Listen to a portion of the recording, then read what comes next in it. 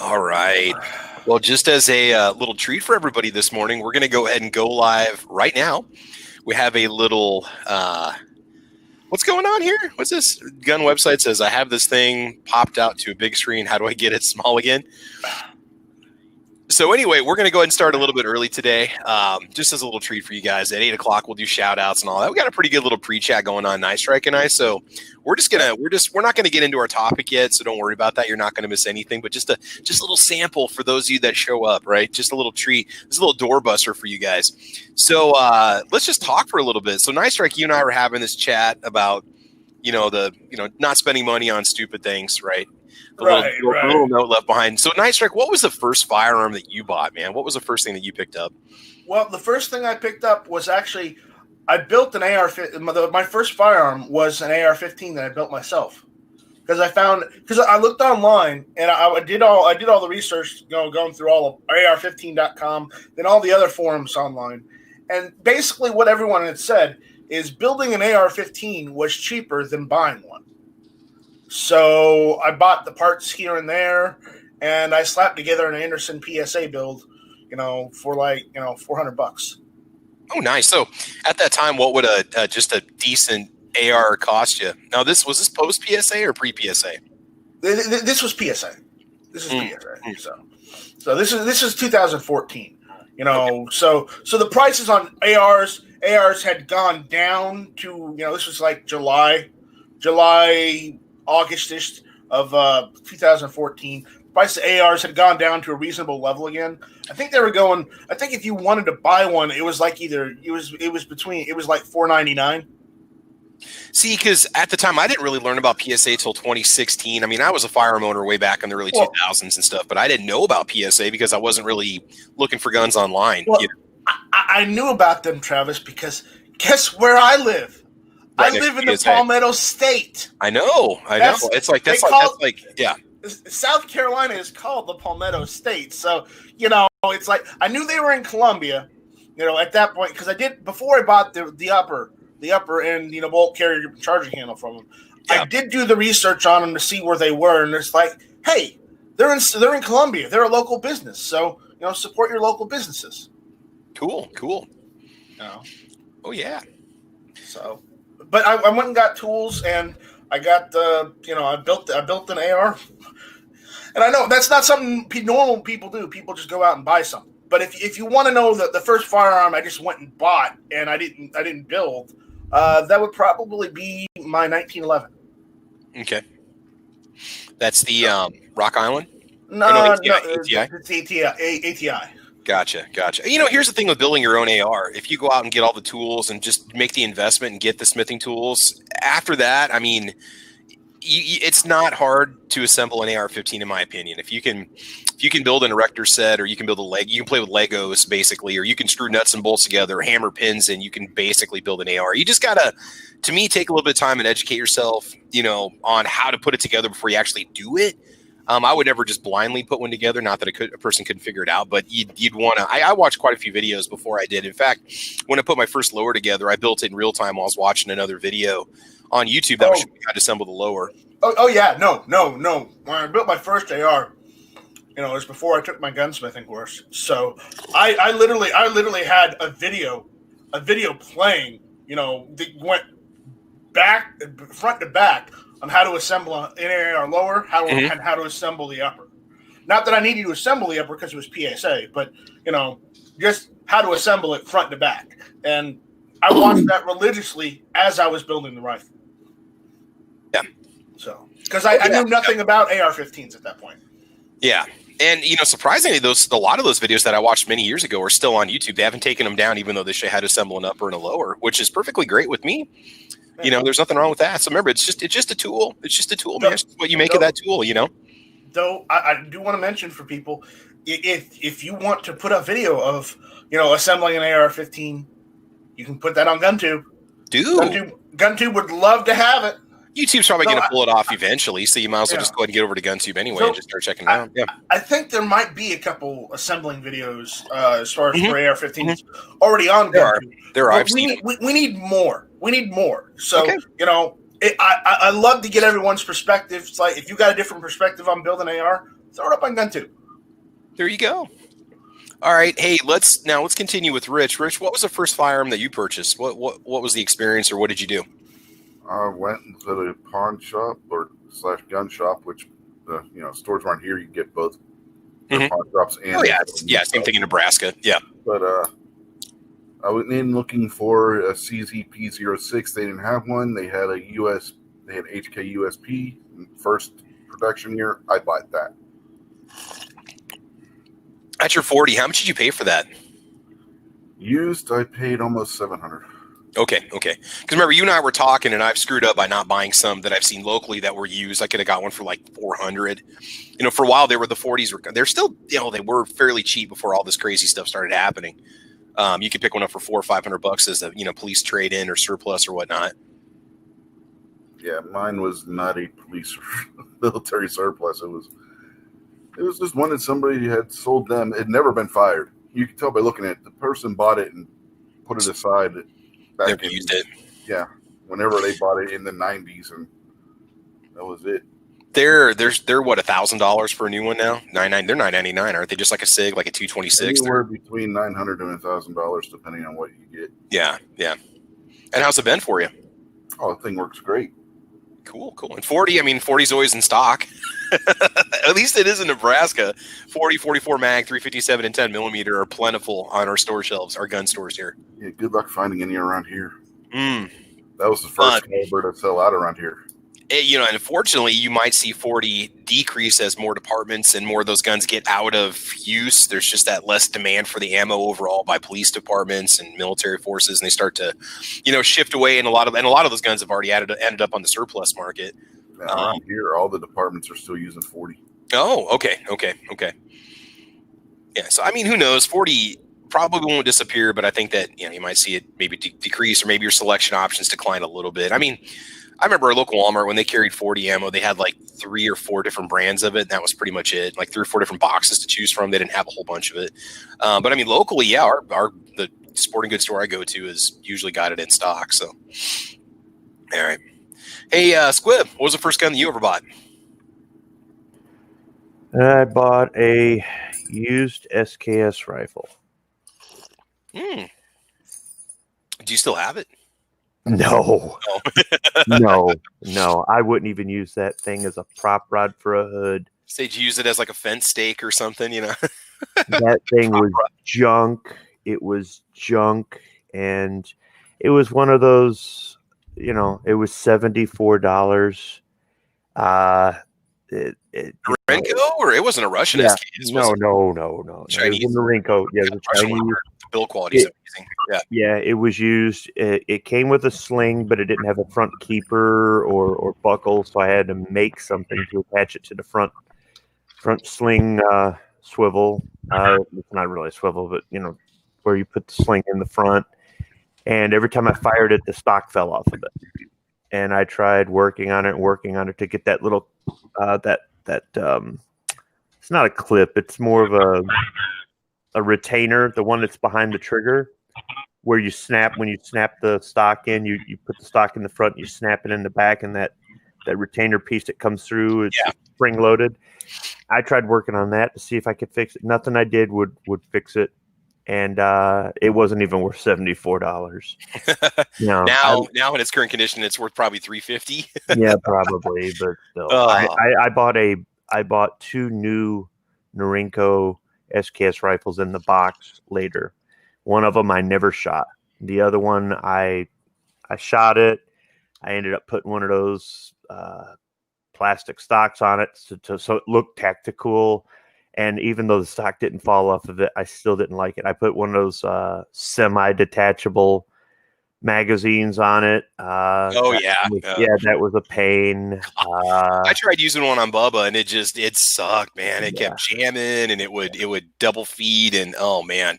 Yeah, I thought the rifle was better with its original wooden stock. I thought it was better with its built-in 10-round magazine. Feeding it with stripper clips was not that hard to do at all because of that notch cut into the bolt, but still it was, even the brand new ones were junk. So I traded all 3 for a parts kit for an AR-15, and it was the best investment ever because at the time I had a pre-band lower, and all the lowers, were expensive. The parts kits were expensive. Since I had a pre-band lower, I could put pre-band upper parts on there. So the cost of the lower and 3 crappy SKS rifles and a stock was still much less than buying a complete AR-15 that would have the muzzle chopped off and other neutering features. Yeah, I'll tell you what, if you're going to buy an SKS now, if I was going to buy one now, I would just save the money and get a Russian, just get a Tula. It was amazing. I'm not saying the casting and steel quality is going to be different between the Chinese and the Russian, but like the fit and finish on the Russian one, just the overall attention to detail, believe it or not, on an SKS on the Tula was just leaps and bounds, dude. It was like a Cadillac versus a Ford Taurus. I mean, really, I don't know if that's saying much, but that's kind of my comparison. If I got one again, it would be because I like surplus rifles for the historical, thing. So I would want to get one for historical reasons. That doesn't mean I wouldn't shoot it. It just, I don't know. It's not something I plan to run out and get. But if I did, I would have to get every accessory for whatever country that made that SKS that came with it. Magazine pouch, oiler, all of that. Sure. Yeah. And, like we said before, surplus guns are going up in price, so it's a good investment anyway. I mean, it's something you can pass on to the kids, and it's going to accumulate value as time goes on. So, all right. Pat Hirsch, what's the first firearm that you ever purchased? First firearm that I ever purchased was my Henry 22, and still have it today. Thing still shoots great. It's the most fun 22 I've ever shot. Anyway, I'll put it that way. There's something about the lever action on it. Quick follow-up shots when you're shooting at prairie dogs or gophers or any kind of small varmint, man. I still carry that gun in my truck today. And I just love it. I really do.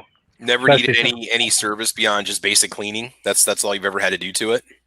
Yeah, that's all I've ever had to do to it. I mean, it's some of the bluing's gone and the stock has been worn where it rides in the pickup with me, during the fall and the winter. Usually I take it out during the summer just because there's, not as much to shoot at because all the weeds and everything around here get growed up so tall. Usually you don't get a shot at something very often. But, I mean, other than that, and I put the large loop lever on it and for wintertime, and man, that that works out great. So especially when you're farming, you wear those big like those yellow, puffy gloves that you use for like those Walls Lamont and stuff like that. They're not exactly svelte. I mean, they're big puffy winter gloves or chore gloves. So yeah, actually, you hit the nail on the head. That's actually what I use during the winter. Yeah, I love those things, man. I keep a set in my car. I've always had them in my vehicle, man. They're freaking awesome. Never know when you're going to have to go put up electric fence, Yep. Well, that's true. That's very true. Or get asked to help go put up electric fence. Right. Like, okay, I'll be there in a minute. Let me get my shit kickers on and my gloves and yep. All right, man. Yeah. Cool. Well, that's good. You say now the Henry, is it just blued or is it case hardened or what's the finish on it? That one's just blued. It was just the basic model, no octagon barrel, just round barrel. Like I said, I added the large loop to it, and I got the actual Henry sling about a year, and really like that too. Just kind of makes the gun sets the gun off with that the actual Henry leather sling on there. So I think on mine, I got that. I bought the color case hardened octagonal 30-30 a couple months ago. I haven't taken it to the range yet. I need to. I've only cleaned it, but I think I put just my usual like a camo neoprene sling on it. But I'd like to get a nice quality leather sling. I think it fits the design well. Yeah, that's kind of what I thought. So and it works well. So and it's a nice broad strap. The Henry one is so it stays on your shoulder pretty good. Now, just to see if you're a real Nebraska farmer, do you have an ATV? Do you have a four-wheeler? I have several. Okay, you got any gun scabbards on there that you put your rifle in when you go out and check the range? Yes, I do. There you go. All right, you win. Okay, you pass. It's official. You're an official Nebraska farmer. So there you go. All right, man. Cool. All right, and last but not least, before I talk about my own first purchase, Defense Dad. What is the first firearm that you purchased, man, and why? It was a Ruger SR9, and I really liked that gun. I kind of researched it, but I ended up trading it. The only thing, a lot of people dogged on that gun. I thought it was a nice shooter, but as I've told you, I think when you take the way that gun breaks down, it has an actual takedown pin you take out. It's got about an 1.5 inch long plate on that. Well, as a lefty, that's right where I rest my trigger finger. And after about the third time, I blistered my finger because after you shoot 200 or 300 rounds, it's so hot. That's where it blistered it. I decided to trade it. If it hadn't been for that, I'd still have it. Yeah, I fired an SR9. I tested an SR40, and I mean they were a little pricey at the time. I mean, I don't know what you consider pricey. I think they were maybe like a $475 price when they were new. Because I bought a Ruger. God, what was it? The not the EC9. It was the lower price version of the SR9. It was the very first gun video I ever did, and it was like $100 less than the SR9. You just didn't get the fancy serrations, and you only got one mag with it, but it was basically identical to the SR9. Full size, not the compact, but the full size. Yeah, mine was the full size, the stainless slide, but I got it off of Bud's Gun Shop for $290. Yeah, at one point they just kept dropping. I think that I don't know if Ruger dropped their price or the retailers dropped their price to stay competitive with all these sub $350 guns that started coming out. You know. Well, yeah. When I got mine, it was right about when the Ruger American was coming out. They were okay. Yeah, and then that became the $499 gun basically, and then the Security 9 came out the Security 9 semi-auto. Yeah, that one. Yeah, and that was like a $299 or $325 gun, something like that. Something like that, yeah. Yeah. Those are really good. Those are great ones, and you could pick up those SR9s cheap. I think I don't know if it was yours, but I saw the SR9 in Shields for $249 or $269. No, I got more than that on trade. I actually made money on the trade-in because I traded. It must not be yours, and that they were selling. It's a stainless and black. I think most of them came that way, but I don't think all of them did. But yeah, no, mine. I only lost like $10 on the trade-in when I traded on my HK. Okay. For me, we had guns in the family as a kid growing up. My dad had a Ruger 44 Magnum, and I don't know if it would have been I don't know the models with the older Rugers, if it would have been a Red Hawk or a Black Hawk or whatnot. It was a 44 mag. And then we also had a Lorson LC9. Yes, G-Webs, the famed Ring of Fire gun. The Lorson LC9, which was kind of like a Jennings maybe, or kind of like a Jimenez. We got that one for they were like $60 on the back of J&G Sales was selling it for like $69.99. And we had one of those. And then we also had an H&R, and I don't know if it would have been a Rough Rider, an H&R 22 single action revolver that had the 22 mag cylinder with it. So that's kind of what we plink around with when I was a kid, but we didn't really have a lot of didn't really grow up with a lot of hunting, fishing, but not hunting in my family initially. For me, my good friend of mine from high school, his dad was an avid gun collector and was involved in, Pheasants Forever and the United, the Turkey Federation and all those Ducks Unlimited and stuff. And he won a G20 Gen 2 and didn't want it. It was a 10 millimeter Gen 2 G20. This would have been right when I turned 21. It would have been like the mid 90s. And I don't think the Gen 3s were out at that point. But anyway, he asked me if I wanted to buy it. So I think I ended up paying, I got it for back then it would have been like $375 or $400. It was below retail, but he wanted in a drawing, so he didn't really care. So that was the first gun that I had. The problem was that ammo was very expensive and hard to find, and I was on a college budget, so I couldn't afford to shoot it a whole lot. I didn't know anybody that had land to go shooting on. I'd have to shoot in the indoor ranges, which was pricey. And so I kept it for a while, and then I actually sold it to a friend of mine that was going into the highway patrol, and he was going to just have that as a second firearm around the house. And then I bought a Smith & Wesson SW99. I was under the influence of one of the James Bond movies where he had the Walther SW99 or P99. And that's what I ended up buying. My first gun was a G20. So anyway, guys, it is 8:12 a.m. We decided just to go ahead and start early. So if you go back to about 7:45 and start watching the show, if you're rewatching this or watching it live, we have 15 minutes of gun talk before we got started. And today we're going to talk about vehicle travel in uncertain times in an age of civil unrest, how to stay safe, right? What you can do, what some of the options are to do that. And myself included, I've mentioned before that I had to, a couple months ago when the Lincoln protests and riots were going on, I had to take my wife to a meeting at work. Why they decided to hold it in the afternoon on a very volatile day was above me, but she had to go into this meeting. And I had to make decisions about what I was going to do to get her there and get her back, because it was less than a block away from a site where there was a scuffle between the police and protesters the night before, and there was a protest set for that day about 2 hours after my wife's meeting was supposed to end. And so I had a real life decision to make with getting my spouse to her job and get her safely home. I know it doesn't sound like a big deal, but it's very uncertain, especially when you're in a downtown area. Your space and your options for escape are very limited. And so, I had to decide what was I going to do to prepare for it. So anyway, that's kind of the idea. If you're going to be traveling now, we see videos where protesters rush out and storm a vehicle, pull the driver out of the car, they storm semis and stuff like that. But before we get into that topic, let's go ahead and let the panel introduce themselves real quick here, and then we'll see who's watching this morning on the YouTube side. So, Defense Dad, how's your morning going, man? Oh, not too bad, man. Thanks for having me. I didn't realize we were starting early. I kind of slept in a little bit.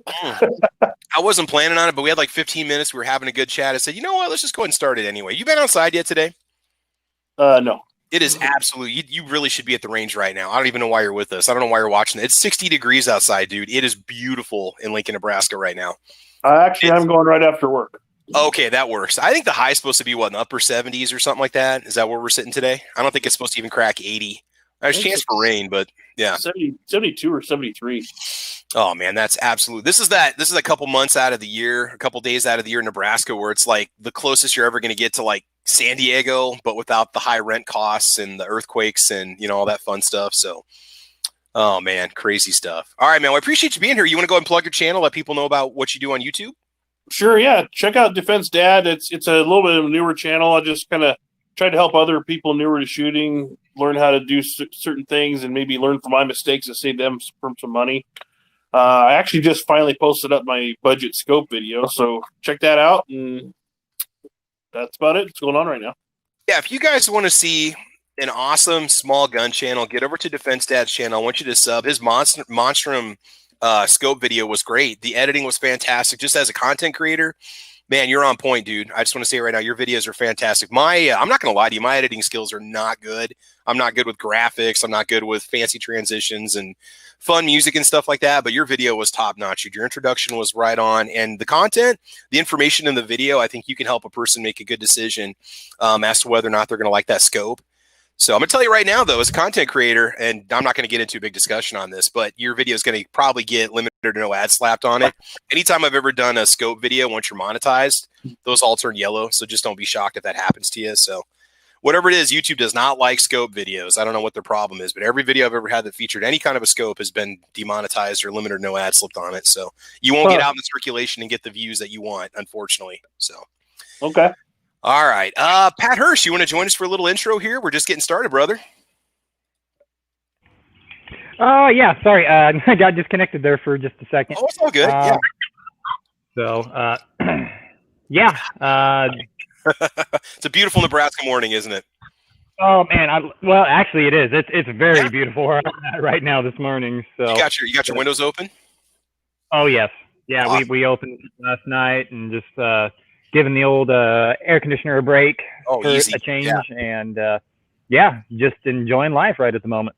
So. Sweet. All right, man, we appreciate you being here, and I'm sorry you didn't get the invite last week. I do every time I don't know why, but my invite list, I don't have a set list. I cut and paste from the previous week, and it seems like I'm always missing somebody. I invite 35 people every week, but sometimes it doesn't make it. But you are on the list now, so you should get it permanently, and so is a few of the other people that were on last week too. So cool, man, cool. All right, Squiblow's joining us. Squib, how's your morning going? Do you have that first cup of coffee going on? Yeah, no worries. Oh, gotcha, bud. All right, go ahead, Squibby. Working on the first cup. Yeah. Sounds good. All right, so you got any fun videos coming up on the channel? Anything you want to give us a little teaser on?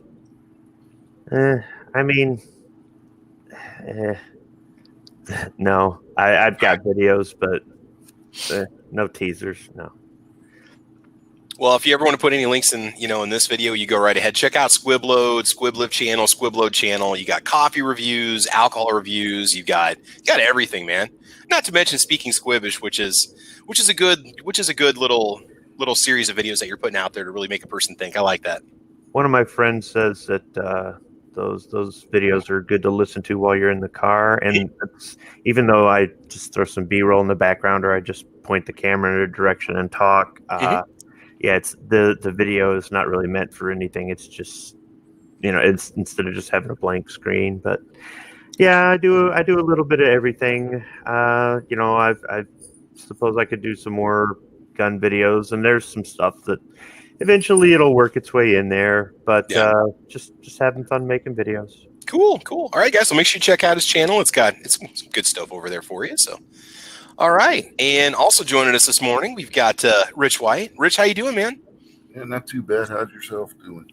Doing great, man. I'm way too woke up like 5:30 this morning, just totally awake. People were asking if we started at 8 a.m. Eastern time or 8 a.m. Central time. 8 a.m. Central time. We started early just because we were just kind of sitting around just chatting. I said, let's just go live and have this discussion right now. So we decided to go live about 7:45 Central time. So yeah, we're typically going to be 8 a.m. Central time to anybody that's asking. So Rich, tell us about your channel, man. What do you feature on YouTube? What do you got going on? Yeah, I got another channel that I do my live streams on. It's usually Sunday, but this past week we did it on Monday because Budget had issues where he couldn't do his show Friday night because of having to get up early Saturday morning. So I told him to take my time slot Sunday and I would do my show Monday. So that's what I did.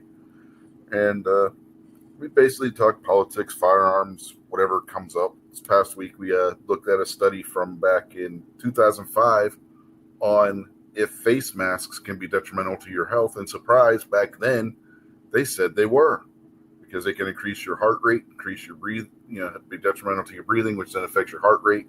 And they had something like 100 people that had no heart conditions, no breathing conditions, and stuff that they had come into their lab and basically walk on a treadmill with a face mask, simulating somebody walking around their job or a store or whatever wearing a face mask back then. This was at the height of when the SARS virus first hit, if you remember that. Oh, God, yeah. Yeah, that was not that long ago. Yeah. Yeah. So, and they showed that, they can have detrimental breathing masks. The face mask can have detrimental effects, that the N95 mask actually affects you worse than what the surgical mask does, but they both can have detrimental effects to your health, especially if you have a breathing condition or a heart condition already. And I will say this, as somebody myself who's getting back into being in the office, so to speak, I wore a mask pretty much every day last week from 8 a.m. to 4 p.m. And the first couple of days, it was uncomfortable. It was hot. It was stuffy. It's required for my job environment, and I have to keep food on the table and the lights on, so I will continue wearing it. You do get used to it. I'm going to say that right now, but who knows what the health trade-offs are going to be. We'll see how I feel after doing it for a couple of weeks, considering I don't consistently do it. But there are people that wear them every day to work. It's what they do. So it's unfortunately it is what it is until things change. But they're not comfortable. You can't get used to it if you have to do that. If you're going to be going back to work, maybe start wearing it around the house a little bit if you're going to have to wear it on the job site, just to get yourself kind of acclimated to it, because it's a bit of a change. I do have to admit. Yeah. And my wife, she works in healthcare, and to protect themselves, so people, they are putting out this narrative that the masks protect you. They don't protect you. They protect other people. Well, don't they act as a barrier for absorbing other people's spittle that might contain COVID? No, because it can still get into your eyes and everything. Okay, well, that's a good point. If you're not wearing a face shield, COVID isn't just contracted through the respiratory system. It goes through any mucous membrane. I know. Yeah. I mean, there's actually studies out there now saying that COVID can be transmitted sexually. So I mean, it's not just a respiratory infection. I mean, eventually it is a respiratory infection, but it doesn't get into your system through the respiratory system. It can get in through your eyes, can get in through your ears. Mm-hmm. I mean, there's other. So when my wife, when they're treating a COVID patient, which barely happens because there's not a whole lot of cases around here, but they wear a full face shield. They don't just wear the mask. The mask is to protect other people from you if you have it. Yeah. No, I know. I understand that. I just thought, just as a barrier perspective, that's just what I was curious about, Yeah, and then back then with the SARS virus, they said it wasn't as effective as what they're trying to make it sound now. Mm-hmm. And here's the irony of it. These are the same people now telling you that you should be wearing a mask. Back then, they were telling you that they went through a whole study and showed how the masks are detrimental to your health, not as effective as what people seem to think they are. And now today, they're telling you you need to be wearing a mask. Mm-hmm. Yeah, same exact people. You know, sometimes you got to wonder, is it just a method of practicing societal control to see what they can actually stretch their limits on with getting the American populace to do? You know, is there an ulterior motive to it, or is it genuinely a good medical practice? You know, sometimes you got to wonder about that.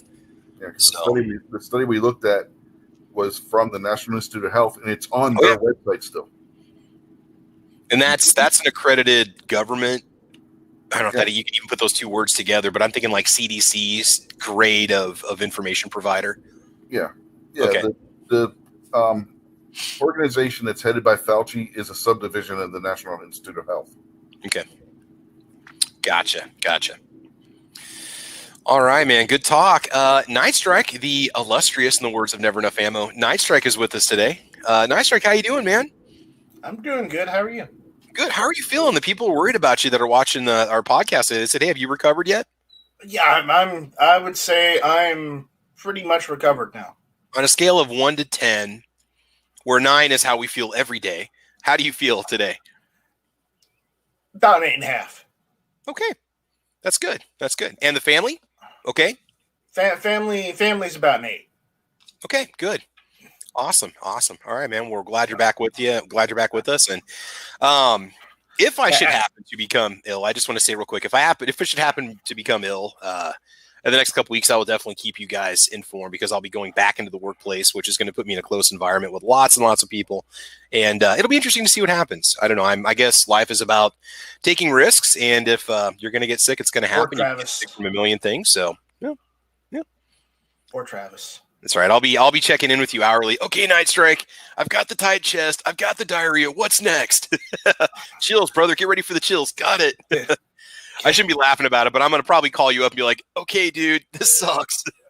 It does. I can laugh about it now because I know it's going to absolutely be it could be a horrible experience for me or not. My dad came down with it. He's a V packing plant employee, and he became ill with it, but it was just a loss of taste, and that was it. But he still had to do the 14-day quarantine at home. Luckily, he was fine. He's not a drinker. He's not a smoker. He's in pretty good health. I mean, for the most part. So he came out okay. But there were have to go to the hospital, did he? No. They he got the remote testing done, and then when he got the results, which it sucked because he had just come off of a week's vacation and was, he just wanted to get himself tested because of the outbreak that had happened up at work, and which, by the way, I'm just going to tell you right now that it's not reported. Industry numbers the reporting doesn't necessarily reflect what you hear in the news. It was a lot worse at the plant where he worked than what they were saying. So, I mean, it does spread in a closed environment. I don't care what anybody says. I mean, just looking at the rate, how many people they had calling in sick and what rate they were running at the plant, it was pretty bad for a while there, but it's better now.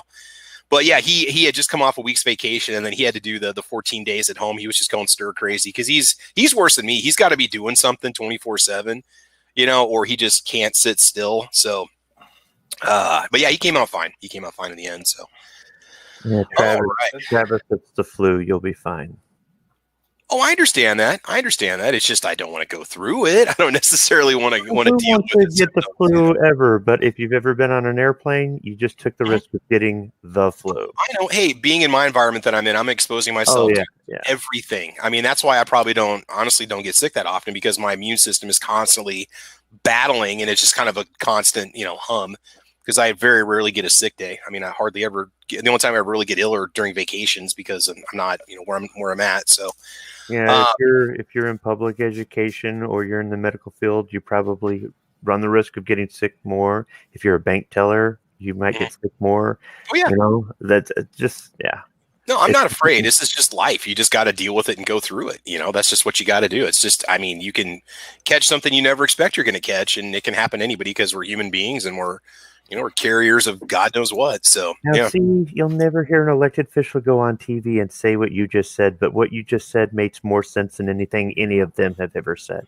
We're sponges, man. We're human beings are sponges for bacteria and viruses. I'm sorry. That's just, you can't, I don't know. I guess the way I see it is you got to live your life. You can't just live in a little box. You got to get out there and live your life unless you're in a situation where it could compromise you and kill you if you've got that severe of a condition in your life. But if not, if you're fairly healthy, you just got to get out and live your life, man. Otherwise, it's going to make you paranoid, you know?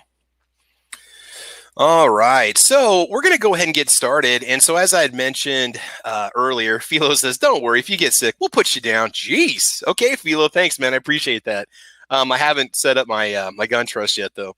Drucifer says, I was thinking about using the Henry for NEA Zombie Challenge. It meets his criteria. Drucifer, that could be maybe kind of an expensive choice, but if you want to do that, go right ahead. Let's see here. Gun website says, if you want to claim his stuff, put a color dot on it. Yeah, we'll have the Travis P11 garage sale. That'd be hilarious. Oh, man. So, no, the wife knows what to do with the firearms if something happens to me. So, anyway, so we're talking about traveling safely. And the reason why is I think that maybe I'm not trying to Travis, say, yo. Travis, yes. I want the Jimenez. The Jimenez? Is that, did you pick up a Jimenez? Oh, my Jimenez? Yeah, I want the Jimenez. The problem with my JA-22 is that I can't really attach a lot of stuff to it because I can't really put a rail on it. I could maybe put some stuff on the slide. So that's fine. That's fine. I could zombie it up and do the 90-degree, gun snob rich white red dot. I could stick it on there with some JB weld or something, Well, he actually tapped and drilled holes in order to. It's a menace. Just use duct tape. Dude, the slide is like paper thin. I can't exactly tap that to put sheet metal. No. As Rich said, just use duct tape. Oh no! I'm gonna JB weld it, man. I'm gonna JB weld the whole thing. So we'll get it all ninja'd up. We'll get it all. I'm probably gonna do that because it's the least expensive firearm in my collection. I don't really care what happens to it. So make sure you put one of those cheap Chinese red dots on there. Oh, I'll get the worst one I can find. I will get and when I put that in the video, I'm going to say I intentionally bought the cheapest video, so I'm sorry, but it was Chinese made. I'm not going to ruin my aim point for this project. So you can hate me and unsub if you want to, but yeah, I will get the least expensive red dot Amazon has to offer. No, you need to get the cheapest piece of crap. I'm gonna take a little airsoft red dot from eBay or wish.com. Oh, and then there you go. Yeah. I will get a horrible. I'm just gonna just like super glue it on there, and then I don't want to talk about. I don't give away my surprises. I can't give away my secrets. We can't go there. I don't even know if it's gonna function once I tack all the crap on the slide that I'm about to. So everything will probably fly off the second I pull the trigger on it. I guess nobody says it has to function. We just have to make it look like a zombie gun, right? Well, the Jimenez is hardly ever function anyway. So, dude, mine's fine. My JA-22 is a champ. Dude, I can go 125, 150 rounds before the carbon fouling gets to it. It's broken in, man. It runs well. It's not finicky with ammo. And I did a range test on it. You can watch the video on the Travis P11 channel. So you can watch my my 150 round challenge on my Jimenez JA-22. Okay. So you got the one out of 100 that actually worked. Mm-hmm. Yeah, it's good. I really never had any problems with it at all. Just I was running CCI mini mags through it or Stingers, one of the two, and it never had any issues at all. But I have run the Golden Bullets through it. I've run the Winchester White Box. I've run Federal Auto Match through it. I mean, I've tried numerous types of ammo, and it's never had any issues. But okay, so again, the idea is traveling. Okay, so depending on your environment, depending on where you are and what options you have, everybody has different options when it comes to traveling safely. And when we talk about traveling safely, we talk about traveling with some form of self-defense, okay? So depending on your state and the state laws and rules, you may not be able to travel with a firearm. So just to start things off right now, let's talk about laws, rules, regulations. What are the laws in your state? Do you have to have a carry permit to carry a pistol with you in the passenger compartment of your vehicle or on your person? What are the requirements? So, Squib, I want to start with you. Michigan, traveling with rifles, shotguns, and pistols, what do people need to know? Unless you have a concealed carry permit, then you've got to obey FOPA pretty much. Concealed carry permit allows you to carry a handgun on your person or openly in your vehicle. Your vehicle, once you step into your vehicle, that's concealment. So okay. Yeah. And the concealed permit here is a pistol permit, not a long gun permit.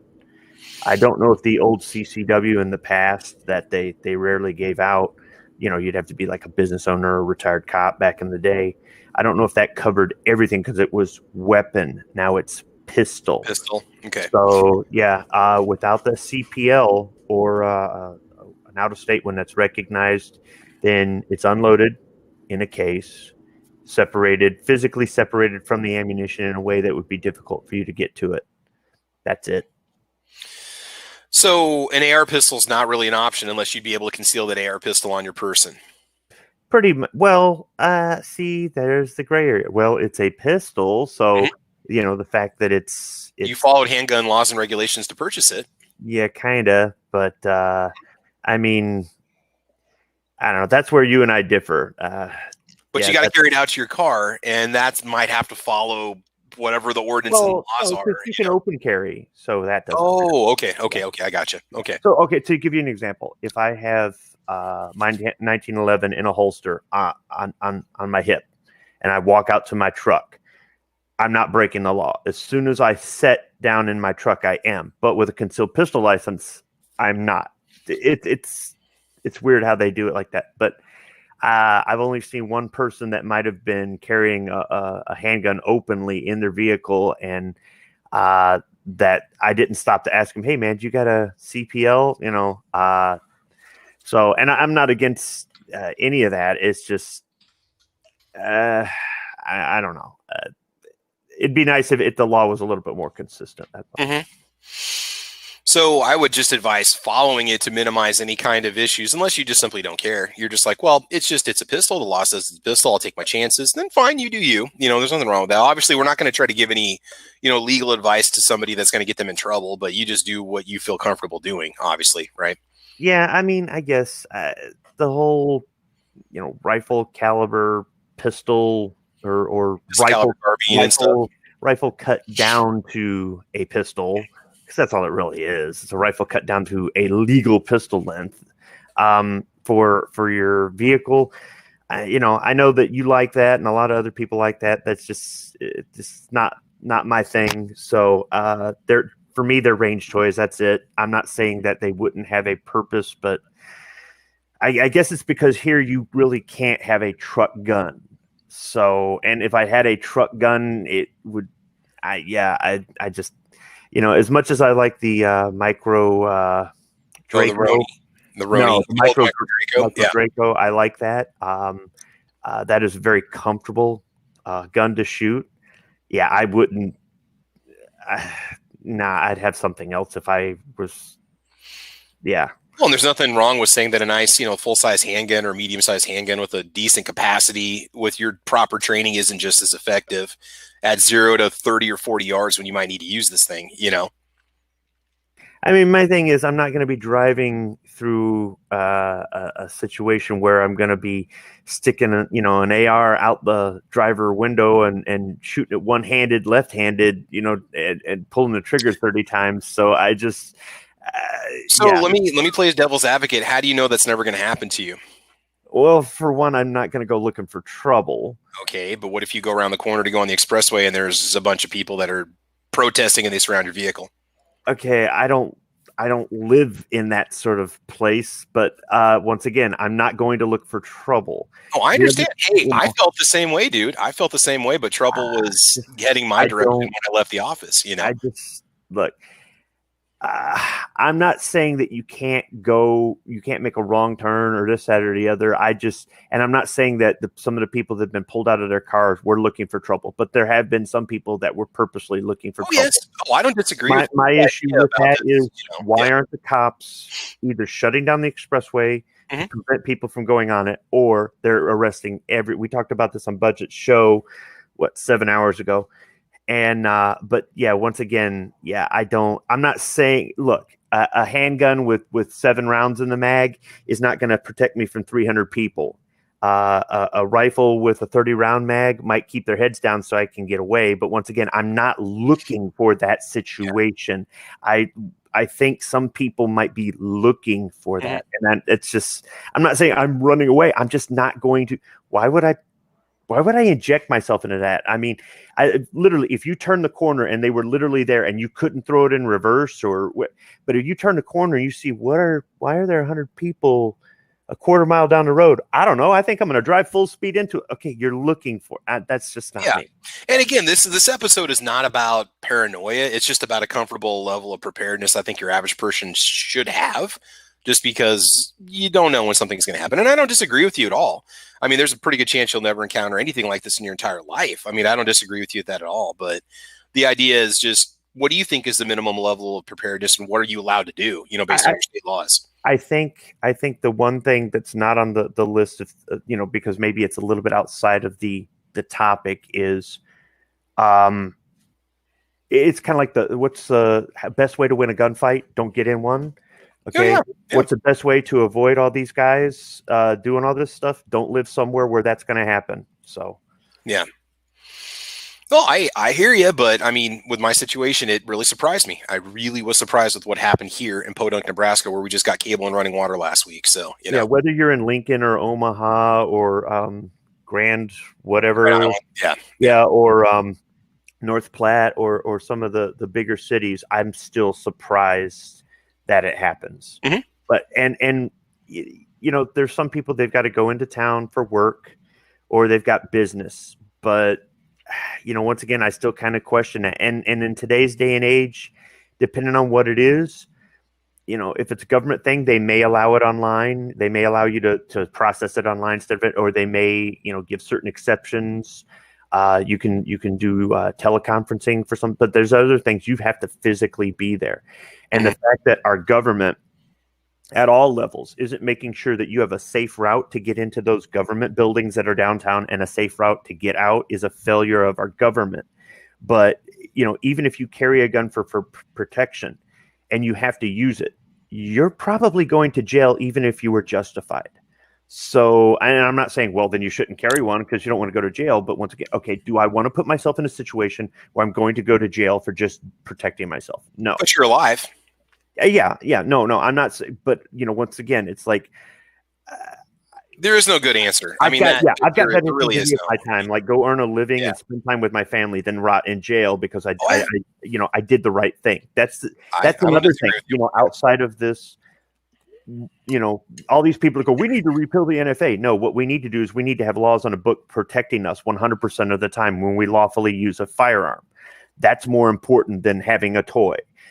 But there's no movement for that. There's no movement to say we need something that is cut and dry on paper that you can wave in a cop's face and go, I don't have a criminal record. He has a criminal record. He drew his gun on me. I defended myself. I'm going home. And there aren't any proposals for laws like that. When you've got this angry crowd, and we've seen what's been happening. They're letting these guys get away with literally murder. But yet anybody who defends themselves, like them morons in St. Louis, so I mean, I don't want to put myself in that situation. Mm-hmm. And I think that I have, lots of options to avoid it right now. Mm-hmm. When they come onto my property, when they come to my door, when they're going, surrounding my house. Yeah. At that point, everything's out the window and whatever, but yeah. Hey, real quick, I forgot to do this since we did start early and we just went right into the discussion. We'll come back to the panel here in a second. Let's see who's joining us this morning. We got DM Foz, Nighthawk Medic, Philo, Justin Grimm, G-Webs is out there, Gun Loving Grandpa, Drucifer. And you guys are talking up a storm this morning. I saw a little Ghost Tactical out there today. Squibless out there and over here. Doc Rocks, Squibload is out there and over here. Man, you work quick, Squibby. Head Frog is out there today. That's a new one. Maybe. I don't know. Rich White's out there. Night Strike is out there and over here. Ozzy Osbourne's out there. M. Gabriel. E-Rock. Guns and Barbecues in the house. Let's see. Carolina EDC Reviews is out there. Got a pretty good crowd watching today. Michigan Boy's out there. Says, hello, all. Hello, Michigan Boy. Defense Dad's out there and over here. Jason Stewart, Firefighter 09100, Tacos and French Fries. Yes, please. John Lowell's out there this morning. Southpaw RX, the Tennessee gun guy. And that's pretty much it. Just a reminder that today's episode is brought to you by SS Pawn in Lexington, Nebraska. Take the Lexington exit off Interstate 80 in central Nebraska and to Lex, stop in there, say hello to Stan, and see what SS Pawn has to offer. And they will take care of your firearms needs. They're a longtime supporter of the channel, and SS Pawn's always been there for us. Okay, so let's continue. So, Squib, you do make some very valid points. And again, my projection for today's episode, it's not paranoia, it's about preparedness, but you just simply take whatever level of preparedness you think you need to be comfortable. That's what it comes down to. Me, when I was doing my 350-mile round trips, I was packing pretty heavy because I didn't know what was going to happen, and I could possibly be a long ways from home, and so that's why I would maybe take a little bit more than if I was just going to make a trip to Sam's Club, right? Okay, Rich White, in your state, do you know the laws for travel with firearms? What are you guys allowed to do, can do, can't do? Well, since they passed our constitutional carry, and it specifically states any kind of deadly weapon, including in parentheses puts firearms, automatic knives, any of that can be carried. We can carry whatever we want, in vehicle or out. Does the language actually say deadly weapon? Yeah. We should get that changed to defensive tools. Because deadly weapon almost implies harm and hurt just by putting it in the language. Yeah, but yeah, that's exactly the way it's worded. It's worded deadly weapon, and in parentheses it says firearms, automatic knives, baseball, but anything that can be used as a weapon you can carry on you without any restriction, either in your vehicle or on your person outside of your vehicle. Now, you said which state are you in? You're in South Carolina, right? West Virginia. West Virginia. I'm sorry, I'm mixed up here. Nice Strike, you're in South Carolina? Yeah. Or are you in East Virginia? South Carolina. Okay, so East Virginia. Okay, good. All right, so Nice Strike, what are the laws and rules for you? I'm just joking, guys. Technically, it's South Central Virginia. South Central Virginia. There you go. All right, so what about you guys for travel? What do you have to abide by? Well, we've got castle doctrine, so you can keep a loaded gun in your glove box or your center console. So, there's that. And remember, castle doctrine does extend to your car in South Carolina, so that's why you can do that. When you get out of the vehicle, do you have to lock it in the trunk or have it in a lockbox if it's going to be unattended? Well, they don't specifically state that, but they said they do say that they recommend. Yeah, this is just the recommendation by law enforcement and the people who do CWQ courses. If you have to leave it in your glove box, if your glove box has a lock on it, just lock it. If you're going to leave it in the car, even out here in Nebraska, believe it or not, if you're not going to leave it in the car and you've got a concealed weapons permit, just put it on. Yeah. Well, yeah, obviously, yeah. If it's in addition to your carry weapon, yeah. That's what they told me. Okay. So gotcha. That's the information I'm going off of. Aside from a loaded rifle, I'm not too sure about that. Maybe carrying the rifle without the magazine in it, and maybe a loaded magazine, you might be able to get away with. But that would have to be like in the trunk or something. Yeah, you can't have that in the back seat or in the front seat or anything. Okay. So you have that option. Yeah. At least what I know of. Okay, there might be another law that they've put on that you can't do that. So it's laws. That's all I can say. Yeah. Well, I got one more thing to add about the West. Yeah, go ahead, man. The constitutional carry law applies to everybody, not just residents of the state. So if you're traveling through West Virginia, you would be covered under constitutional carry law for anything that you're carrying loaded in your vehicle as well. Yeah, castle doctrine, applies to every legal citizen in South Carolina. So. Okay. Real quick here, Nighthawk Medic says, deadly weapon law and legal definition. A deadly weapon is generally defined as a firearm or anything manifestly designed, made, or adapted for the purpose of inflicting death or serious injury. Yeah, no, I'm just saying that my perspective and my take on the firearm is that it's not inherently dangerous. Neither is a car or an airplane or fertilizer, right? Although these things can be adapted for a more nefarious use, I suppose. So that's kind of my idea behind it. I like to refer to it as a defensive tool. I try to call them guns and firearms as little as possible when I can, but okay. Yeah, anything can be turned into a deadly weapon, but a firearm. Pencil. I mean, John Wick killed like 3 guys with a number 2 pencil. Well, a firearm is a tool, but it's a tool designed to kill. It can be used for other things, but its primary purpose is to kill. So that doesn't mean it's bad, but it's a target pistol. It could be a target pistol. It could be, but that's something else. Just like you can kill with a screwdriver, but its primary purpose isn't to kill. So a firearm is a weapon. A weapon is a tool. And it is a tool whose primary purpose is to kill or to deter somebody from taking hostile action against you because of the threat of deadly force. So, just what the tool is meant for, but what you do with it, like you said, airplane fertilizer, they're not meant to kill, but they can kill, right? Yeah. Oh, no, I agree. I agree. Defense Dad, correct me if I'm wrong. In Nebraska, we can travel around with a loaded rifle in our vehicle in the open, no carry permit. Shotguns have to be unloaded, but they can be exposed in your vehicle. Now, if you're not a concealed carrier permit in Nebraska, your firearm has to be in the open in your vehicle, either on the passenger seat or on your dash. Is that correct? Yeah, it sounds right to me. Here in Lincoln, though, we have an added caveat: you can't leave an unattended weapon in your car longer than 24 hours. What if it's in your garage?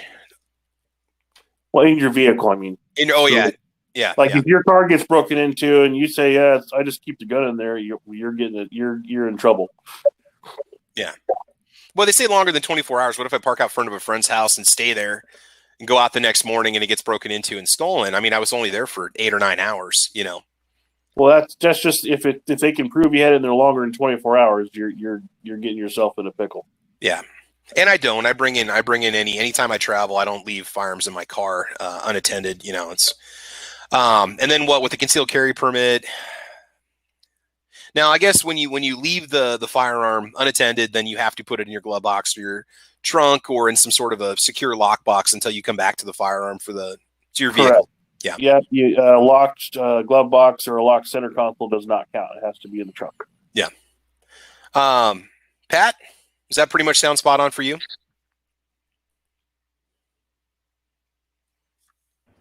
Yeah.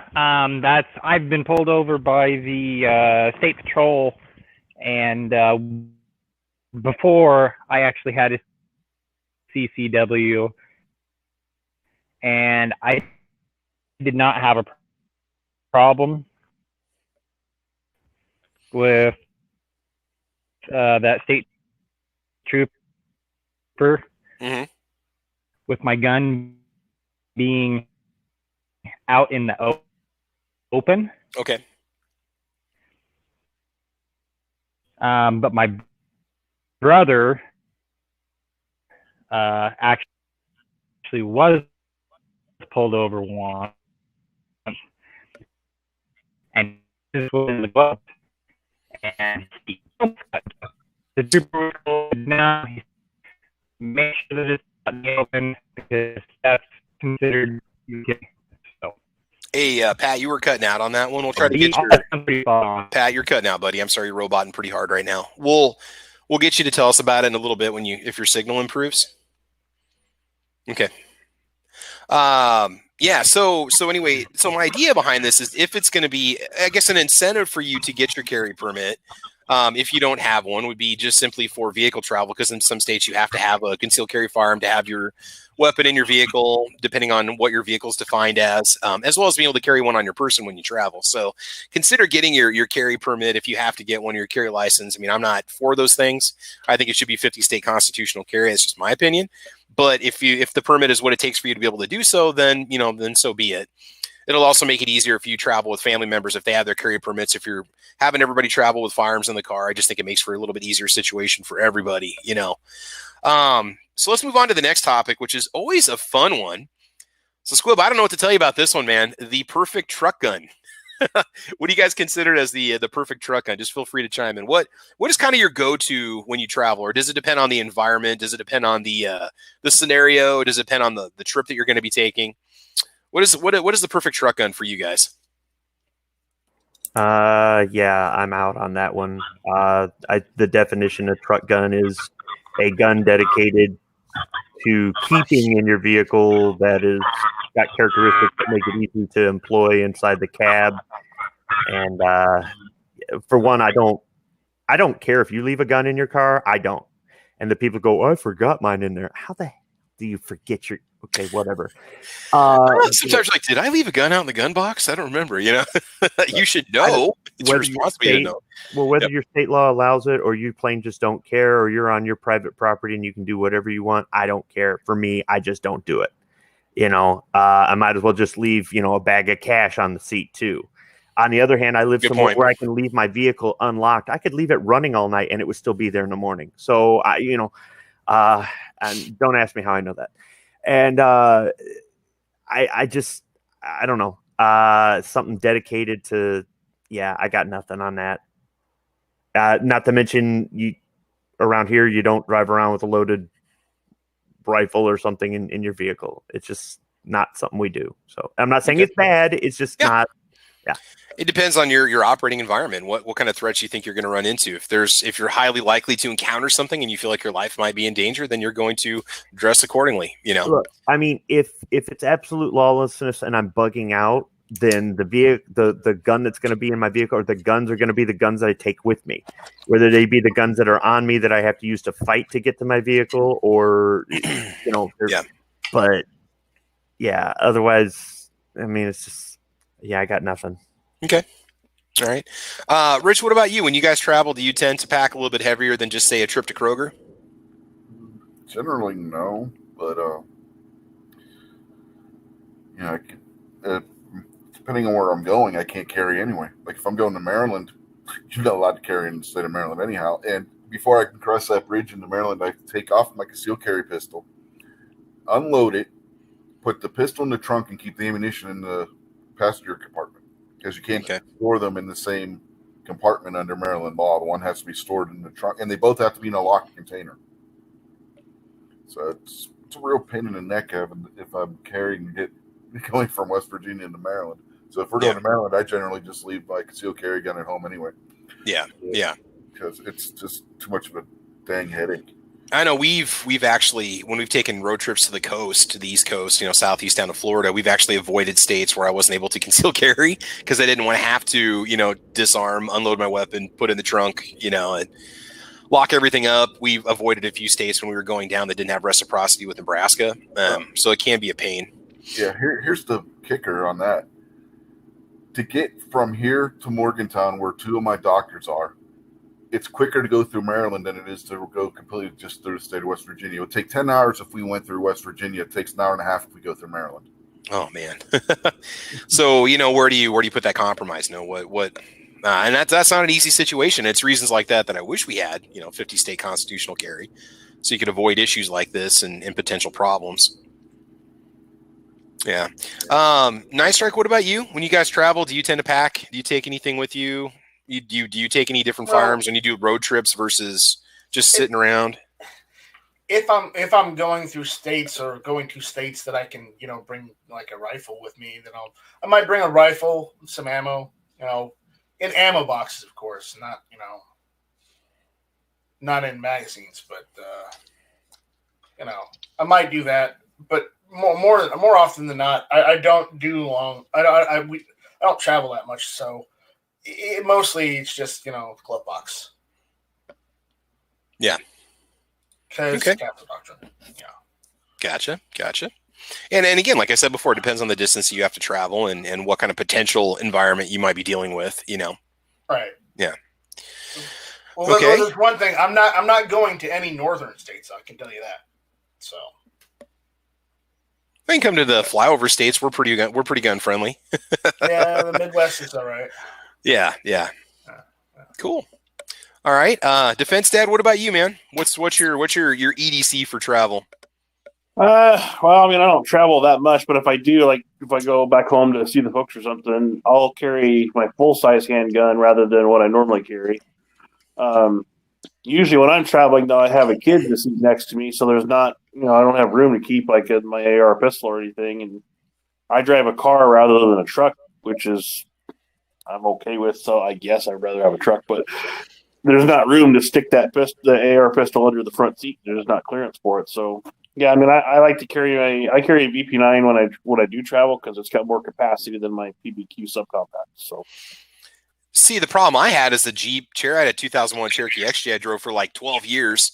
Problem that I had was that, the AR pistol is considered a handgun. So how do I safely stow that when I'm not, so that's why I'd very rarely, if there was going to be any kind of a stop and delay between point A and point B, very rarely would I ever travel with my pistol AR or my AKV, just because it's considered a handgun and I have to stow it according to state law, Right. And when you have a vehicle like that, you have to have it hard mounted, or it has to be in a lockbox that's also mounted to the vehicle, or the vehicle frame, however they want to define it. So you can't just have just a little gun box sitting on your passenger seat with your gun in it. You have to have it in the glove box. You have to have it in a locked compartment, a trunk. But when you're a hatchback owner or you're an SUV owner, you're really in trouble. Now, you can take chances and just throw a blanket over it in the back and not worry about it. I'm not going to recommend that, but a person could do it. But it doesn't make things easy. It does limit, what your loadout's going to be when you're using that particular vehicle. Yeah, I just make sure I have my maximum capacity handgun. So that's what I do basically. Yeah, and I would say that's probably one of your best options too. Especially just for concealment, having the kiddo in the car. State laws, space, things like that. It's probably better that way sometimes too. Okay, and Pat, if we can get you back, road trips around. Do you tend to pack a little bit more when you travel on the road versus just around the ranch or just city trips? Yeah, I actually take my 357 with me when I travel, and then I usually, space permitting, whether I've got all the kiddos or whatnot, I always take my pistol caliber carbine along with me too, my 9mm. I don't know, just a little extra firepower. I guess that doesn't hurt anything. So that's what I typically carry. Yeah. When I'm on a road trip or somewhere along, as long as the states permit it and stuff like that. So Pat, we have you back with a good signal. What do you want to tell us about the family member, the highway patrol getting stopped, or what? You said you were okay. Yeah, it's before I even actually had a concealed carry. I had the pistol out visible, and I was fine when I was pulled over by the state trooper. But my brother, he had just got his 9mm handgun, and I think it was a llama at that point in time, and state patrol pulled him over, and it was actually in the glove box. And he almost got in trouble, but the state trooper was pretty cool about it, and just told him, he said, well, he says it needs to be out in the open. You can't conceal carry that because you don't have the license and everything. And, he just kind of played it off as, he says, first time pistol owner, he says, I didn't know all the rules. I've only had it for like a couple weeks. So he almost got in trouble, but the trooper was cool and let him go. So I find Nebraska law enforcement in general, Nebraska Highway Patrol has always been professional. I have not had a lot of encounters with the Highway Patrol, thankfully, but speaking with them and talking with them, you don't really seem to hear about a lot of problems with searches or with just encounters between Nebraska residents and the Highway Patrol. And it's nice that maybe that Highway Patrol officer educated your brother on this a little bit. I mean, because, there's a lot of people buying guns right now and they might not know. You got to know the law. There's no ignorance of the law. But there might be somebody who says, look, I'm going to run into the gas station. I don't want my gun sitting on my seat. I'm just going to throw it in the glove box, go and come back, get it out. Who does that? People do that. Okay. I mean, love it or hate it. That's just how some people are sometimes. And then, it's in there. You get pulled over. You just don't want it sitting out. You don't want it to go flying if you got to hit the brakes, So. Right. I mean, these are just stupid scenarios that happen. I'm just tossing stuff out there. These are things that can get you in trouble because a lot of people might, I'm not going to say that they might not know the law, but they might think, oh, as long as I'm driving, I know where it's at. I'll take it out when I get there, So, right. Yeah. Now, for me, when I travel, it's usually just going to be my carry pistol in town. When I was making my road trips, I had to do a 350-mile road trip every weekend. And so I was packing at least an AR with a couple mags and my carry weapon. Recently, when I've been doing these road trips, I've switched over to my AKV. I've got 8 magazines with 35 rounds in them, and it all fits in a nice little case. I mean, I like that. I like that firearm. I feel like it's easy to control. You can put a lot of defensive firepower down range if you had to. Not that you couldn't with an AR, but the AKV is a little bit more compact. I like that about it too. I think it's fairly efficient. You've got a decent sized barrel. You're going to get maximum velocity out of that 9mm round. Especially if you're running, a nice defensive load in and maybe a plus P round. So that's typically what I do. But again, with the AKV, it is technically a pistol. So if I'm going to park somewhere and stop and go in somewhere, that is a handgun. I have to follow Nebraska law for handguns. So what do? Typically it's an A to B shot, no stops in between. I'll take that with me when I travel. But, I do like to take an AR. The way I feel about it is I bought it. I paid for it. I train with it. I practice with it. I feel comfortable taking it with me. So that's what I do. I put it in the back and forget about it. Leave it in the case in the back seat. If I need it, it's there. So just things like that. So we were talking. Next thing I want to move on to, what do you guys think about some of these methods of vehicle carry? If you're going to take a second or third firearm with you, car gun holsters. Do you guys have an opinion on those at all, or maybe the little gun magnets that people sometimes buy? What do you guys think? And you might be surprised by my opinion, and I apologize if I offend anybody watching this podcast, how I feel about these types of things. But what do you guys think?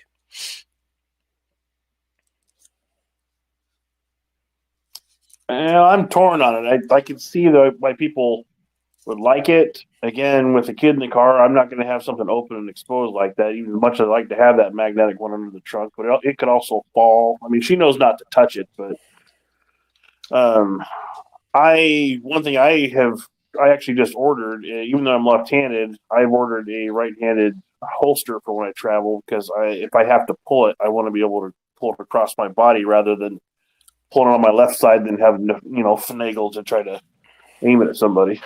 Yeah. I've seen videos where people take like old Kydex holsters and they mount them, or they'll take like a Blackhawk holster or whatever, and they'll drill, tap a couple screws into their console and put a gun holster in there. And that's fine. I guess where I would have issues is keeping the gun underneath your steering wheel, like where they have them. I see the gun magnet videos where they try to sell you a gun magnet to stick your gun up there, or have a holster, within that footwell area. If you get in any kind of a crash, that's going to be your knees are going to go right into it. I can see that as being an issue. If you hit the brakes and that holster would snap off, or that gun would fly off the magnet, that could be a dangerous situation potentially if you keep one in the chamber, and depending on the situation. So for things like that, for me, when I had the Jeep, when I would take extra firearms with me, I had a lockbox that had a cable wire that came with it. This was just a buy by Nebraska lawn. I had that cable wire go around the spare tire mount in the back hatch, because that was bolted to the frame of the vehicle or the body of the vehicle. So that'd be considered like a hard mounting point. So that would fit the legal definition enough for me to not get in trouble. If I had to lock a pistol in the Jeep, that's what I would do. Luckily, our vehicles now have lockable glove boxes. So I think the law in Nebraska says you have to have it locked in your glove box or your trunk, if I'm not mistaken, when it's unattended. If it's not on you, if it's a pistol. And so that works for us too. But I was kind of curious, because I kind of like those gun magnets and those holsters. I just don't know if I'm going to ruin a holster to do a console mount. Get the Alien Gear one. Alien Gear for the Shapeshift actually has a car mount where you take your Alien Gear holster off and stick it into the mount. Is the mount just double-sided tape, or is it Velcro, no, or how do they? It's a bracket that the holster clicks into. And the bracket mounts how? You screw it in. Okay. See, and I've got a brand new vehicle, so I don't know if I want to. It's like, man, geez, because I'd be worried about hitting something like wires on the other side of the plastic when I'm drilling screws. I'd be worried about hitting something. You can mount it anywhere. You can put it inside the console, the center console. True. Yeah. You can mount it on your door. They showed, when you look at the bracket, they have multiple pictures to show how other customers and stuff have mounted them in their cars. Yeah. Oh, yeah. If I were going to do that, that would probably be the way I would do it, would be with one of those Alien Gear. But then you have to take your holster off and put it on you? Yeah. Every time you get out of your vehicle? Yeah. But it's like, it uses one of those single clip holsters, so it's easy to take off and put back on. Or you can simply use it as a convenient way to travel with that firearm, I guess, if you like that. And then you also have that as a backup holster, I suppose, if you'd ever forget yours or need one. With the Shapeshift, you got multiple different ways that you can have that thing configured to go on your belt anyway. You can set it up to where it's one of the I can't think of the name now, where you just have the single clip where you clip it down onto your belt, whether you want to carry it out, if you want to carry it outside the waistband.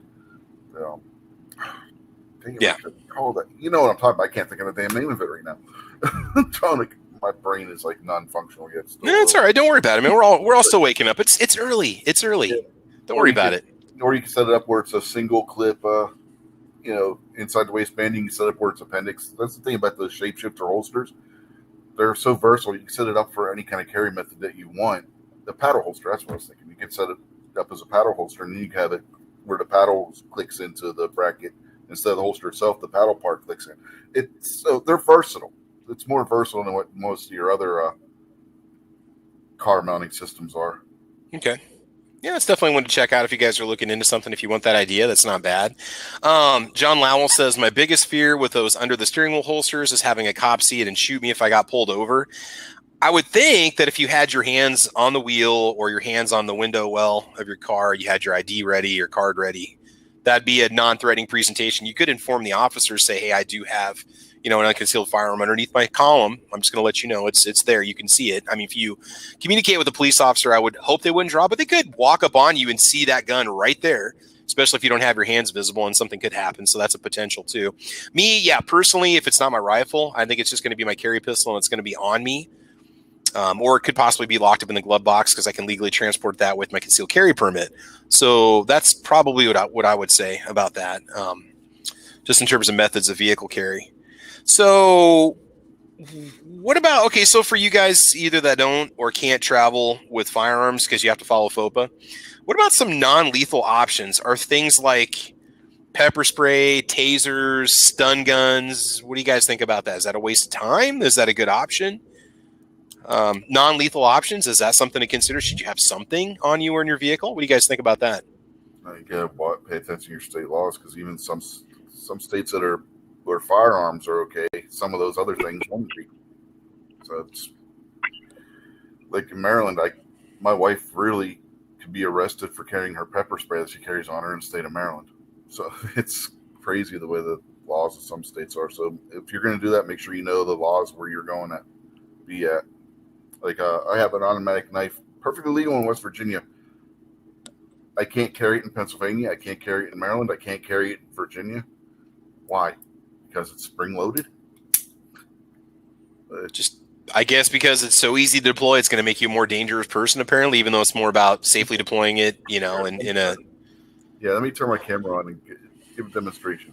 Or is it because law enforcement's able to carry them and they don't want you to? This is not an automatic. This is just a spring-assisted Kershaw? Yep. Boom. See how fast that opened? Mm-hmm. Here's my automatic. Same speed to open them. This one is illegal in Maryland. This one is legal in Maryland. I don't know. I kind of wonder sometimes with the knife laws why haven't been modernized or updated or something. It's just a little bit ridiculous sometimes, Yeah, and yet nobody ever seems to push for legislation to change it. That's kind of sad. They have these laws on the books for years and years and years. And you're right. You got to be careful, because I know in Nebraska, if you've got a cutting tool with a blade that's longer than, I don't know, Defense Ed or Pat, you guys might have to back me up on this. If it's more than 1 3/4 inches, it's classified as a knife, if I'm not mistaken. If it's less than 1 3/4 inches and you use it in a deadly manner, it can be considered a dangerous weapon in terms of prosecution and arrest. I don't know if it's, yeah. That I don't know. I do know that you can't legally carry a folding knife in your pocket longer than 3.5 inches. You can, as long as it's exposed, as long as you have a clip, as long as it's visible. Oh, that's changed, because that was explained to me. It was 3.5 inches for a folding blade. Oh, okay. I'm pretty sure it can be. There's no limits on size, just so long as it's visible. I think that was we might need to double check, because I've always got my Kershaw on me. It's got a pretty good sized blade.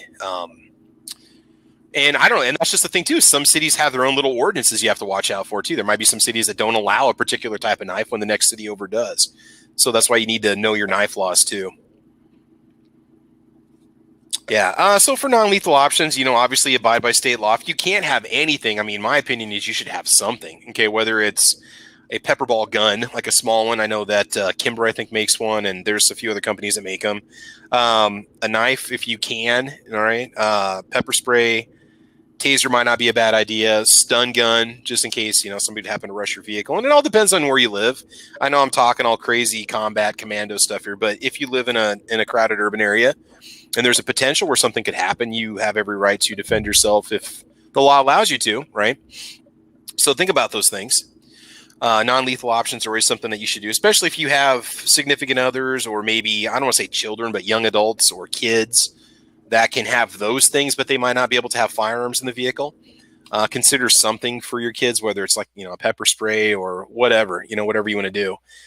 Just something so if they run into trouble, they've got some method of defense. And again, Squib, you're saying that you should be able to get out of trouble in your vehicle. And I'm always planning for a worst case scenario, because you play the odds in life, and if they don't fall in your favor, you might have to, who knows where life's going to put you.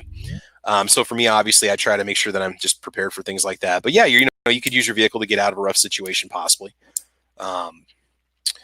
All right. The other one to consider, and I'm just kind of throwing some other stuff out there right now. One thing I really like is I've got the Waze app on my phone. And I know we're not talking guns at this moment, in case you're just going to have to let this go. But with Waze, you can let other Waze users know your location. You can do a little one-touch send, and it'll send your location to another Waze user so they can see where you're at. And so that's kind of nice. If you got a friends or family that are expecting you and they want to know where you're at, you can just do a little 2-touch tap and it just sends off your location. If you don't want to make a call or you don't want to text, yeah, you're fiddling with your phone. But that's something that you can use. There's also some really cool, and if you guys have kids and they have cell phones, smartphones, they might not like this, but you may want to put some sort of a location tracking app on there, especially if you're paying the bill for their phone or you bought the phone as the parent. Something safe to, and if your kid has a commute to work, you might have a kid that has a 30-minute drive to work. Some of you might live in areas, big urban areas that are strewn out, and the kids have to go across town to get to work and back. You can get really nice apps that not only show location. One of my Android phones had a little one-touch app that you could set up. It was really cool. You'd have a preset list of people on your contact list. And if you were in trouble, you'd open the app and tap the red button, and it would immediately push a notification out like every 2 or 3 minutes. You would set the message up to say whatever you want. It would send out your location at that time, and it would send it to whoever's on your list. And I mean, I let my family know. I said, hey, I've got this app. If you ever happen to get this email, I'm in serious trouble. It says, hey, this is such and such, and the number's going to show up with your phone number.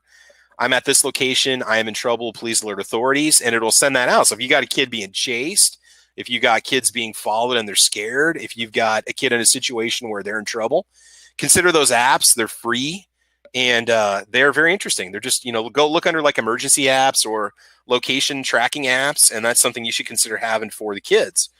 And again, that's just if you have older children that are out in their vehicles and stuff. I know as a teenager, I wasn't in peril or danger, but there were times that I did get lost out in the Nebraska country. Pat, you know those country roads. If you don't know where you're going, you can end up in the wrong county. And everything looks the same at 2:00 in the morning, right? But anyway, that's just something I would think about. Any of you guys have any experience with those location apps, those that have kids? Yeah, Pat, go ahead. Oh, yeah, definitely. Yeah. And this was pre-smartphones, pre-GPS. I took the wrong right leaving that Kwanzaa, and I'm not going to say what I was doing out at that farm, but it's just big squares of corn after a while. You don't know where you are, Yeah, and that was before they actually started putting up signage everywhere on every corner out here, Mm-hmm. There didn't used to be any signs anywhere. I mean, You had to stop. No, you had to guide the moon, basically. It's like the star constellations. It's like, okay, I think I'm here. And you just keep driving. Right. I know one time I was out in North Platte many, many years ago.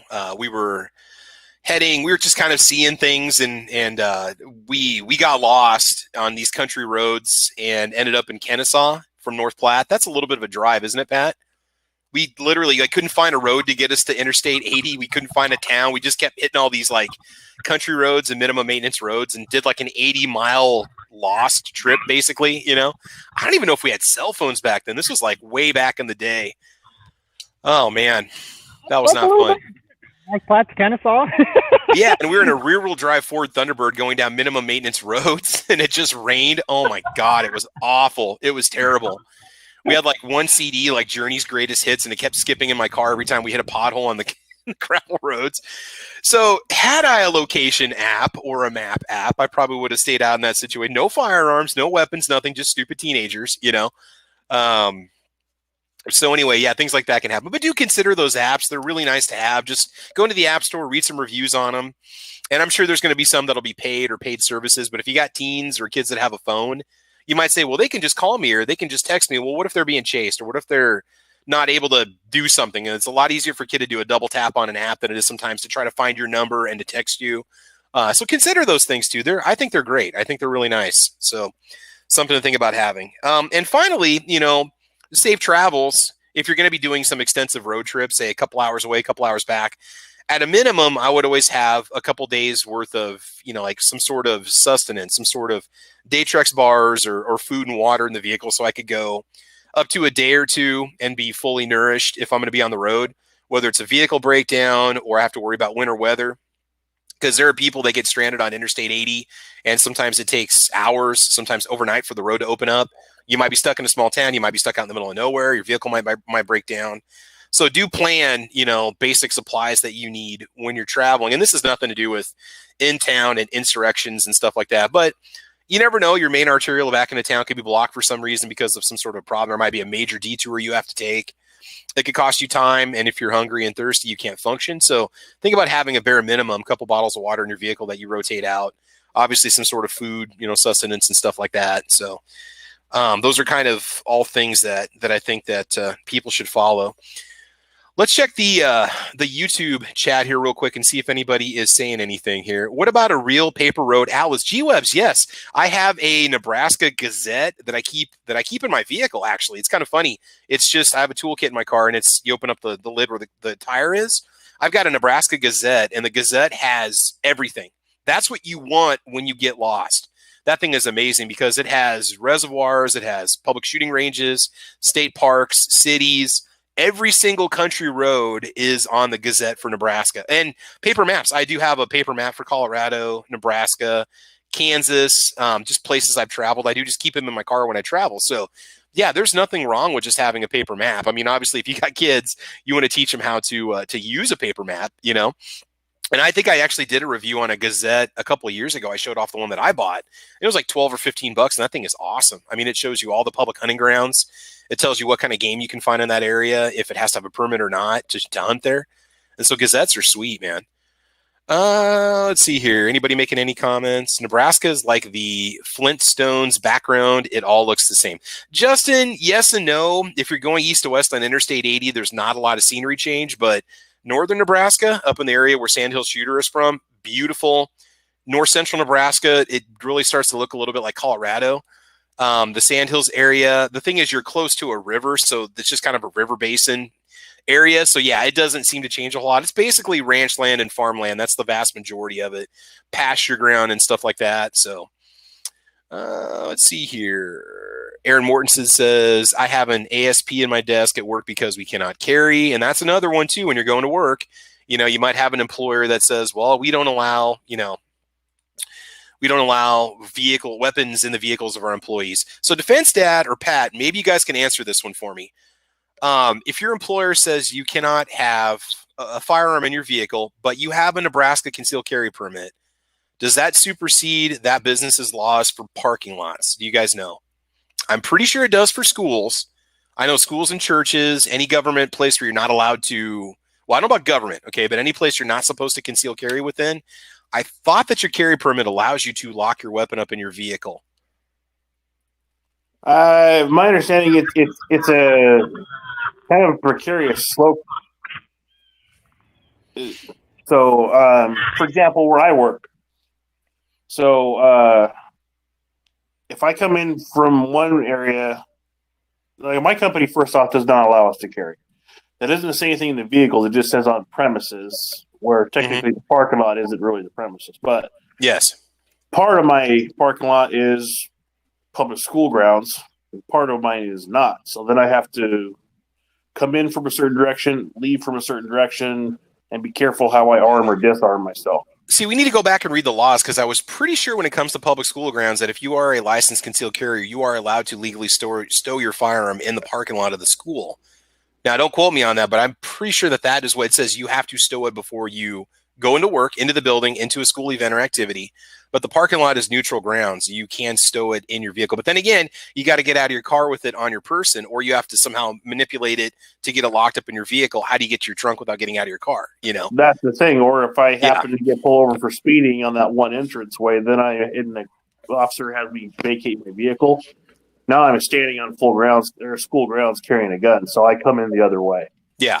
Or if you want to get it, if you have it locked up and you want to put it on your person when you leave, what do you do? Do you grab it in your hands while you're standing in the parking lot and holster it? What kind of grounds is that? Not that there's a chance you're going to get in trouble for doing that, but the law says, that's a no-no. That's brandishing a firearm on school property, whatever they want to call it, right? To me, that's too much of a gray area, so I just come in the other direction, and I do arm and disarm in the parking lot, but I'm not on school grounds at that point. Yeah. And again, it is sad that it has to be that way, that society isn't different, that we can, be trained and be armed to defend ourselves and our environment, but that's where we're at right now. So yeah. So again, guys, when it comes to vehicle carry, anything that we've mentioned today, you just want to be careful. You want to know the laws, know the rules. I'm not even going to say call the police if you don't know, because sometimes they don't even have the answer. But if you're not sure, just abide by it as close as you can, depending on the situation, Let's see here. G-Web says, I end up using Google Maps on a computer like a real map for that reason. Sure. Now, G23 says, as a teacher, shouldn't you know? So G23, my interpretation of the law, as I read it, is that if your firearm is securely locked in your vehicle in the trunk or in a lockbox that's secured to the vehicle, you can stow your firearm in the parking lot of a school. That's my understanding of the law as it is written, as I took it through my concealed carry course. So that's what I follow. Now, if the school says that it does not allow employees to have firearms in their vehicles in the parking lot, if there's a specific ordinance or a school policy that says that, that's where it might be a good idea to call the Nebraska Highway Patrol and say, okay, who's right? Because state law says this, the school says that. The school could be considered a county or state entity, so who's right? So yeah, shouldn't I know that? Yeah, I know these things. I'm just saying that it is kind of a gray area, especially when it comes to stowing your weapon if you have it on your person when you get there. So yeah, G23, I do know that's what I followed in the past, but I might not be able to follow that now. So let's see, anything out there? Aaron Mortensen says, I found a good HK P2000 for $600. Is that a good price? Rich White, I'm going to defer to you. Do you know much about those? The H&K P2000 for $600? P2000s usually run the same price as what a USP does, so $600 is not bad at all. Especially given today's environment and climate, I'd say that's a fairly good price. It's cheaper than new, right? At least you're not paying the new price. When you're paying the new price for a used gun, pass. Yeah, unless you absolutely have to have it. The P2000s new run between $800 and $900, maybe a little more than $900, depending on which model you're getting, whether it has the night sights on it and all that good stuff. So yeah, $600 for a used one's not bad, especially if it's in good condition. Yeah. Gotcha. Philo says it's weird to remember the days before phones and GPS. Feels like caveman days, but it was really only 30 years ago. I know. I didn't have a phone till I was into my 20s. I was already out of high school. They were so expensive, man. It was like $50 a month for 30 minutes of cell phone time with no texting. Jeez, way back in the day before Night Strike was born, man. I'll tell you. Wow. Ha, ha, ha, ha. Mm-hmm. Okay, so I want to move on to our second topic now, and I'm really late to the game, but here's the deal. There's still lots and lots of new gun owners out there that are buying firearms. Let's give some sound advice on firearm safety basics, and I don't even know where to start with this. So Defense Dad, I'm gonna defer to you on this one because you're probably one of the newest gun owners in this crew. How did you educate yourself about firearm safety basics? Did you read the manual? Did you take some courses? Did you watch some Travis P11 videos? Although I really haven't done any on firearm safety basics. But Defense Dad, what was kind of your journey into firearm safety? Well, as far as firearm safety, first off, like I've said before, I grew up shooting. I just didn't own my own until recently. I was trained by a World War II veteran, my grandfather. So he. So if you have friends or family that have firearm owners, and I'm not saying that they're all going to be great sources, but if they're a good responsible gun owner, and you've got that firearm, and this is something, I have a family member that recently acquired her first handgun, and so we worked with her safely loading, unloading, the idea of knowing where the muzzle's pointed, treating it like it's always loaded, the basics. If you have a family member that's getting a firearm, I do like to feel like it's your responsibility as a gun owner to make sure that family member is able to safely operate that firearm and is capable of manipulating it safely. If you have kids and you've got firearms, I'm sorry, it's your responsibility to teach them gun safety. You're the parent, you need to raise the kid like that.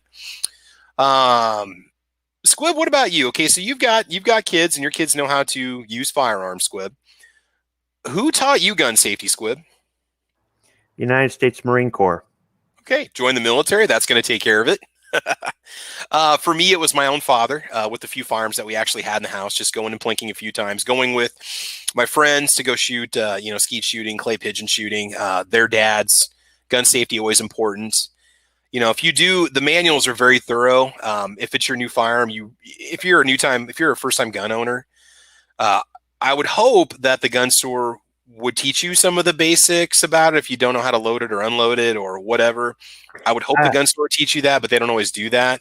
I'd be careful about that. I was at Bass Pro, 2-3 weeks ago, and there was this kid there, and he had this older couple there, and they had just bought their first gun, their only gun, a 380 EZ, and they had a grocery list probably given to them by the person that gave them the class. They took a class, they got a gun, and the gun oil he was selling them I wouldn't have got, but I just decided not to go there. But he's trying to sell them a full-size gun safe, like a real, $500 gun safe when all they need is a lockbox. And they had no idea you couldn't fly on a plane with it. And they drive to Arizona every year, and they didn't know what FOPA was. And this kid is just lying to them, saying, in Michigan, you have to lock it up, unload it in your home. And I'm like, no, you don't. This isn't Massachusetts. What, Yeah. And I know you're not supposed to go into the gun store and contradict the experts at the gun store, but Or should you? I mean, at what point is it our responsibility as the gun community to make sure that misinformation is not spewed out there? Especially as a new gun owner, I would think that I understand you pick your arguments and you choose your battles, but I just feel that we should do that because, we need to model what we do. I don't know. I would be upset about that because that could be a potential that could cost that family their life, So here's the thing. If they did drive to Arizona, they drive to Arizona, but they fly back to Michigan. I don't know what they do with their car. Maybe they just buy a new car every year. They have it towed back, they have it. They ship it. They call AAA. The vehicle's back in Arizona. We need it sent home. They were retired. Retired people have tons of money, so they probably just buy a new car every year. So, they do. Yeah. Every retired person I know is wealthy, but whatever. That's how they made it to retirement, man. I guess, man. But they just give it away to somebody on the street. But they had no idea they couldn't throw it in their carry-on. I'm like, no, you have to put it in a separate. You have to check it, and they're going to put those stupid orange zip ties on there, and it's a pain in the butt. And now you got to go to a different place to collect it, and it isn't worth the hassle. And I'm like, you could UPS it back to your FFL, and they had no idea you could do that. And and I'm trying to explain to them, look, if you're going to transport it across state lines, and then the one kid says, well, you can't drive through Illinois with it, you'll get arrested. And I go, really? No. If that's the case, you tell the cop, have you ever heard of the Firearms Owners Protection Act? If you got it loaded, sure, you're going to jail. But if you're following FOPA, they shouldn't be able to. They might try to, at that point, I told her, get a lawyer and sue the crap out of them. But that or just avoid Illinois. It's not that hard to do for Michigan, but it's. I understand that they're there to make a commission or they're there to make sales. They had no idea. They didn't know the one end of the gun from the other. The husband, he looked like he was about ready to fall over dead in the shopping cart. Like the only time he spoke was as soon as it was going to cost him money. He wanted to do this as cheaply as possible. And I'm like, they're not going to live long enough to use this thing. They were so old. Man. But, and I understand that. So I'm not going to try to shy them away from getting what they need in order to travel with this or in order to safely keep it in the house. And the guy's like, we don't need a lockbox at all. We don't have children. I'm like, okay, what happens when you leave the house and you don't carry the gun with you? Because they just took a class on how to use it. They don't have a concealed carry permit. It's like, well, they can steal the lockbox. Yeah, they can, but it's just one more. All I'm saying is do what you want, but you don't need a safe. Don't listen to this kid. I don't know. I try to educate people on what I know. I try to get them to understand this is a normal thing. You shouldn't be afraid of it, but you also shouldn't be stupid with it. Like the whole, my cousin's got a concealed carry permit, so I'm going to send him down there to handle it. Hey, lady, it's not a license to kill. Because there's bad information on the other side too.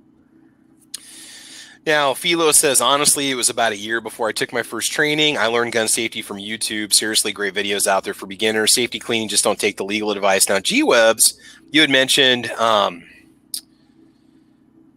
where's that at there? You said, if you don't know the answer, ask a YouTube expert the laws and just let the cops know you research the law. Okay, you're talking about the laws. If you are a new gun owner and you're watching this channel, I think if you check out Ghost Tactical's channel or Clover Tack's channel or Gizzard Gary's channel, there's a lot of videos that have popped up on gun channels recently with firearms safety and firearms basics. I would like to think that those videos are going to be quality videos that are going to give you good sound information. I don't know if anybody's going to go out there and put out a gun safety video that you might consider dangerous, but how we interpret what we see on video is kind of our own take on a video. If you see a gun safety video and it's got like 700 thumbs downs and 100 thumbs ups, you might want to maybe read the comments to see what people say about it. Like, oh, by the way, you muzzle flash the person next to you at 1 minute and 52 seconds. When you're watching the gun safety video and the expert with 100,000 subscribers is shooting in the direction of the cameraman while he's talking, and you're there going, seriously, dude. I mean, this. Oh, that could be a drone, or it could be on a tripod, or it could be one of those cameras that follows you while you move. It doesn't. I guess. Yeah. But yeah, don't some of those big channels have an actual person downrange filming? I've seen it. Yeah. This guy's going to give me safety advice. Yeah. Okay, so here's the thing, Squib. Where can a person go to get, because when you do a search, here's what's going to happen on a gun search. If you do a search for gun safety, I guarantee Google's going to push videos across you first thing from YouTube. So if you are a new gun owner, where can you get good video advice, on gun safety? Where should a person go? Do we want to go to NRA channels? Do we want to go to USCCA? What do you guys think? Squib? I mean, I guess NRA, USCCA. I mean, here's the thing. If you're new, a lot of new owners they're terrified. They got this thing reluctantly because they feel that at this point now they have to have it, and they're still scared of it, and they believe everything they saw in the movies and heard on the news. And if you have a relative that you can go to make you feel comfortable, but the problem is your relative might have the whole shoot them and drag them back in the house attitude. mentality. Yeah. So I would say if that's what it takes to get you over the hump where you're using it safely, but I mean, I'm the kind of person that can do my own research, and I can go to look at multiple sources and go, why do these two contradict? And then dig deeper and deeper and deeper until I find what I perceive as the truth or the best option or something. Most people aren't going to do that. I think they're just too lazy or too stupid personally. That's why we get some of the people voting out there that we do. So I don't know what to do for somebody like that other than say, you're too lazy, you're stupid. Then I just, turned them off altogether. But I just don't understand somebody who can't do critical thinking. I don't understand somebody who can't do research. I don't understand somebody who might go, that doesn't make any sense. And then come to find out, oh, that really is the law. Or no, this guy is, Is it can't, won't, or don't? It's like, I don't know. Sometimes you wonder about people, it's because they don't want to or because they can't. I just want to grab them and shake them and go, how do you make it through life? Oh, I don't know. It's amazing how how some people can function. So I really don't have the best advice for what is the best place to go or where do you look or how do you know? My thing is, if you have something between your ears, you should be able to figure it out. But I know that's asking a lot. So. Now, G23 says USCCA. So if you are a new gun owner watching this video, just type in USCCA space gun safety and you'll get to see videos on it. Read your manual because the manual is always centered around gun safety. In fact, they put like the basic rules of gun safety at the beginning of every manual I've ever seen. That's like the first page, man. It's always going to be in red print for the most part. But a good manual is going to have the basics, keep it pointed away from you, how to properly load it, how to properly unload it, how to disassemble it and clean it, how to reassemble it. A good manual will have that for you. And that's in most of the quality firearms that I've ever purchased. They've always had a good manual. If you follow that, you're going to be okay. If you have questions, ask somebody who again, a relative, family member that might be a hunter or somebody with firearms. Or not just a hunter, but just, if you know somebody that has firearms, it's always a good idea to just ask. Basics, if you're going to keep it loaded, just remember that it's loaded, treat it like it's loaded at all times so you don't have an ND. And this person is probably just going to be the firearms owner, the one that all these big YouTube channels are hoping will become their Patreon one day. They're firearms owners. They're going to do the bare minimum and they don't care. They're not going to be gun advocates or Second Amendment advocates. They're not going to become gun guys. Some will go, where's this thing been all my life? And suddenly, in a couple of years, they've got half a dozen guns and they're going to the range and they're joining a club and they're, at a rally. And that's great. And I would love to see that for everybody. But the reality is these are just like the same people that know you put gas in the car and you push the pedal on the right and it goes. And that's all they know. They don't know how to do an oil change. They don't even know how to change a tire. And a lot of new gun owners are like that. This is a gun. These are bullets. and that's it. And it's like, well, no, actually, those are cartridges. And by the way, those are the wrong caliber, but they don't know that. Okay. So they know at the gas pump, don't put diesel in your gas car, but they wouldn't know what glow plugs were if they had a diesel truck. Right.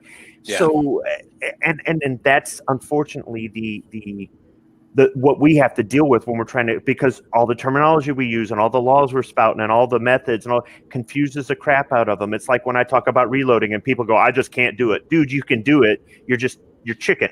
Okay. So, but with these new gun owners, not gun people, gun owners, they don't want to know. They look, I reluctantly got this. Just give me the minimum. Just give me the, and you hope they remember what you give them.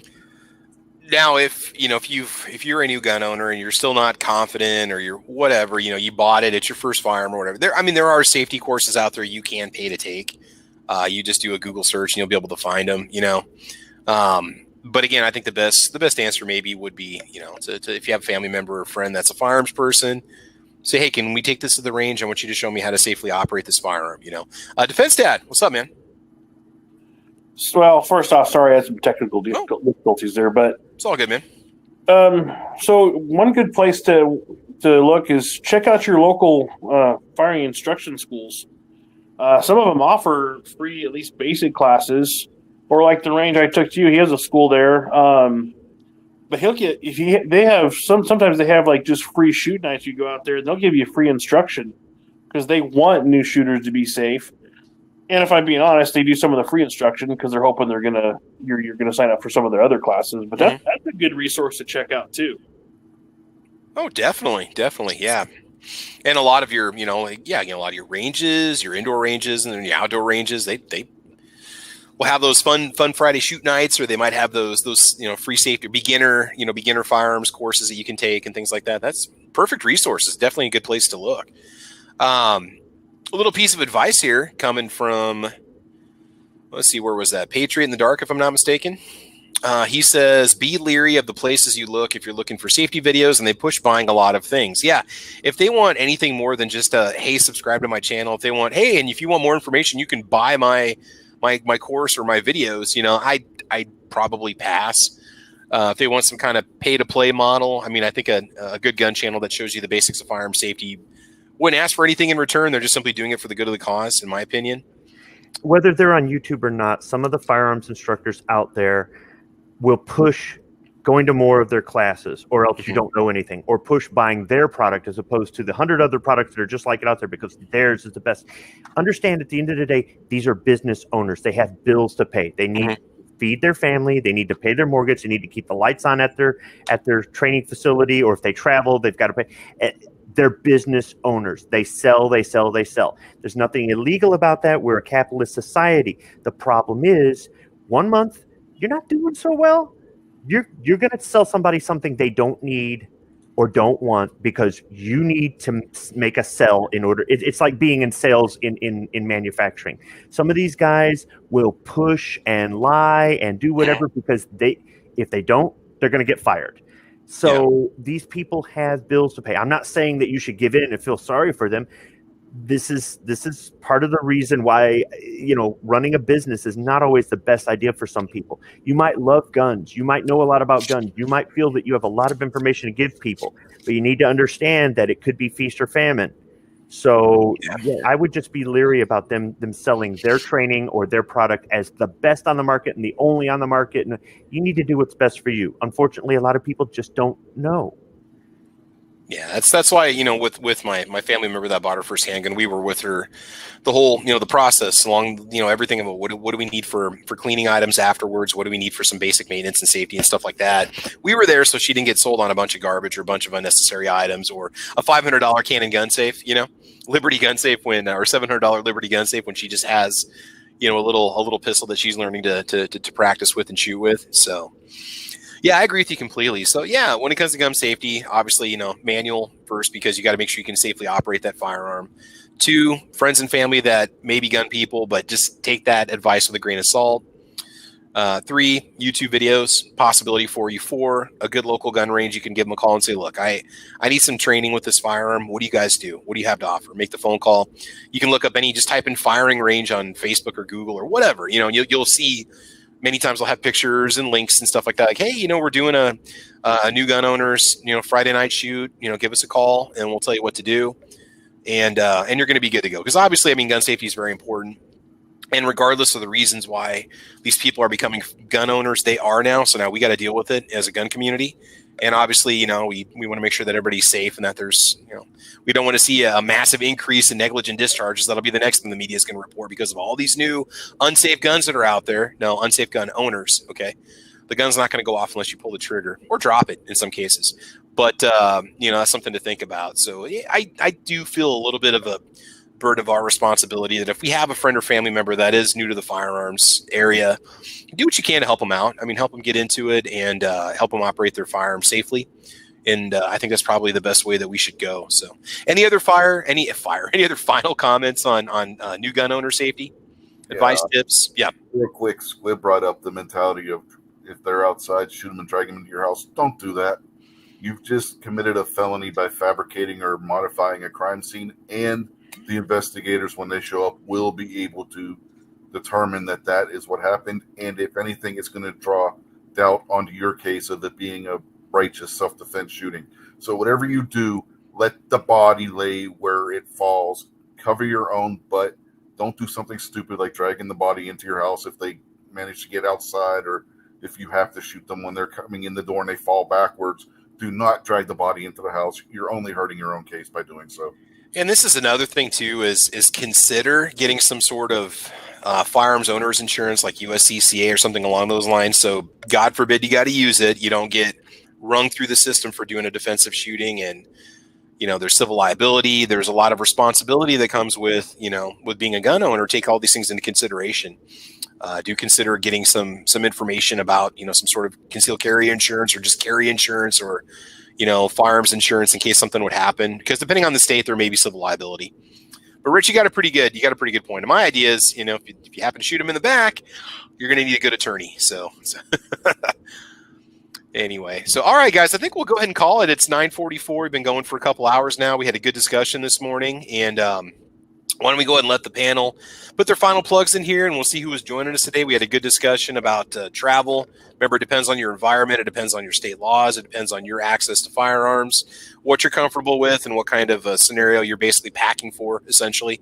So, Defense Dad, let's start up with you. Any final plugs you want to get out there before we call it?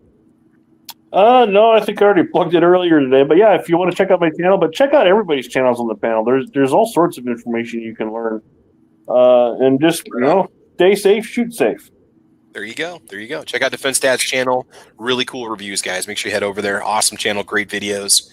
And all right, Pat Hirsch, anything you want to say before we go? Just everybody stay safe in these weird times. I'll put it that way. And just get out and enjoy the day and have fun shooting, man. And go see everybody's channel. It's a beautiful day outside. Oh, definitely. Get out, go to the range, man. For a lot of us out here in the plain states, we're finally below 90 degrees and it's nice out. Humidity's down. Get out there and do some shooting, man. Yeah, right. Exactly.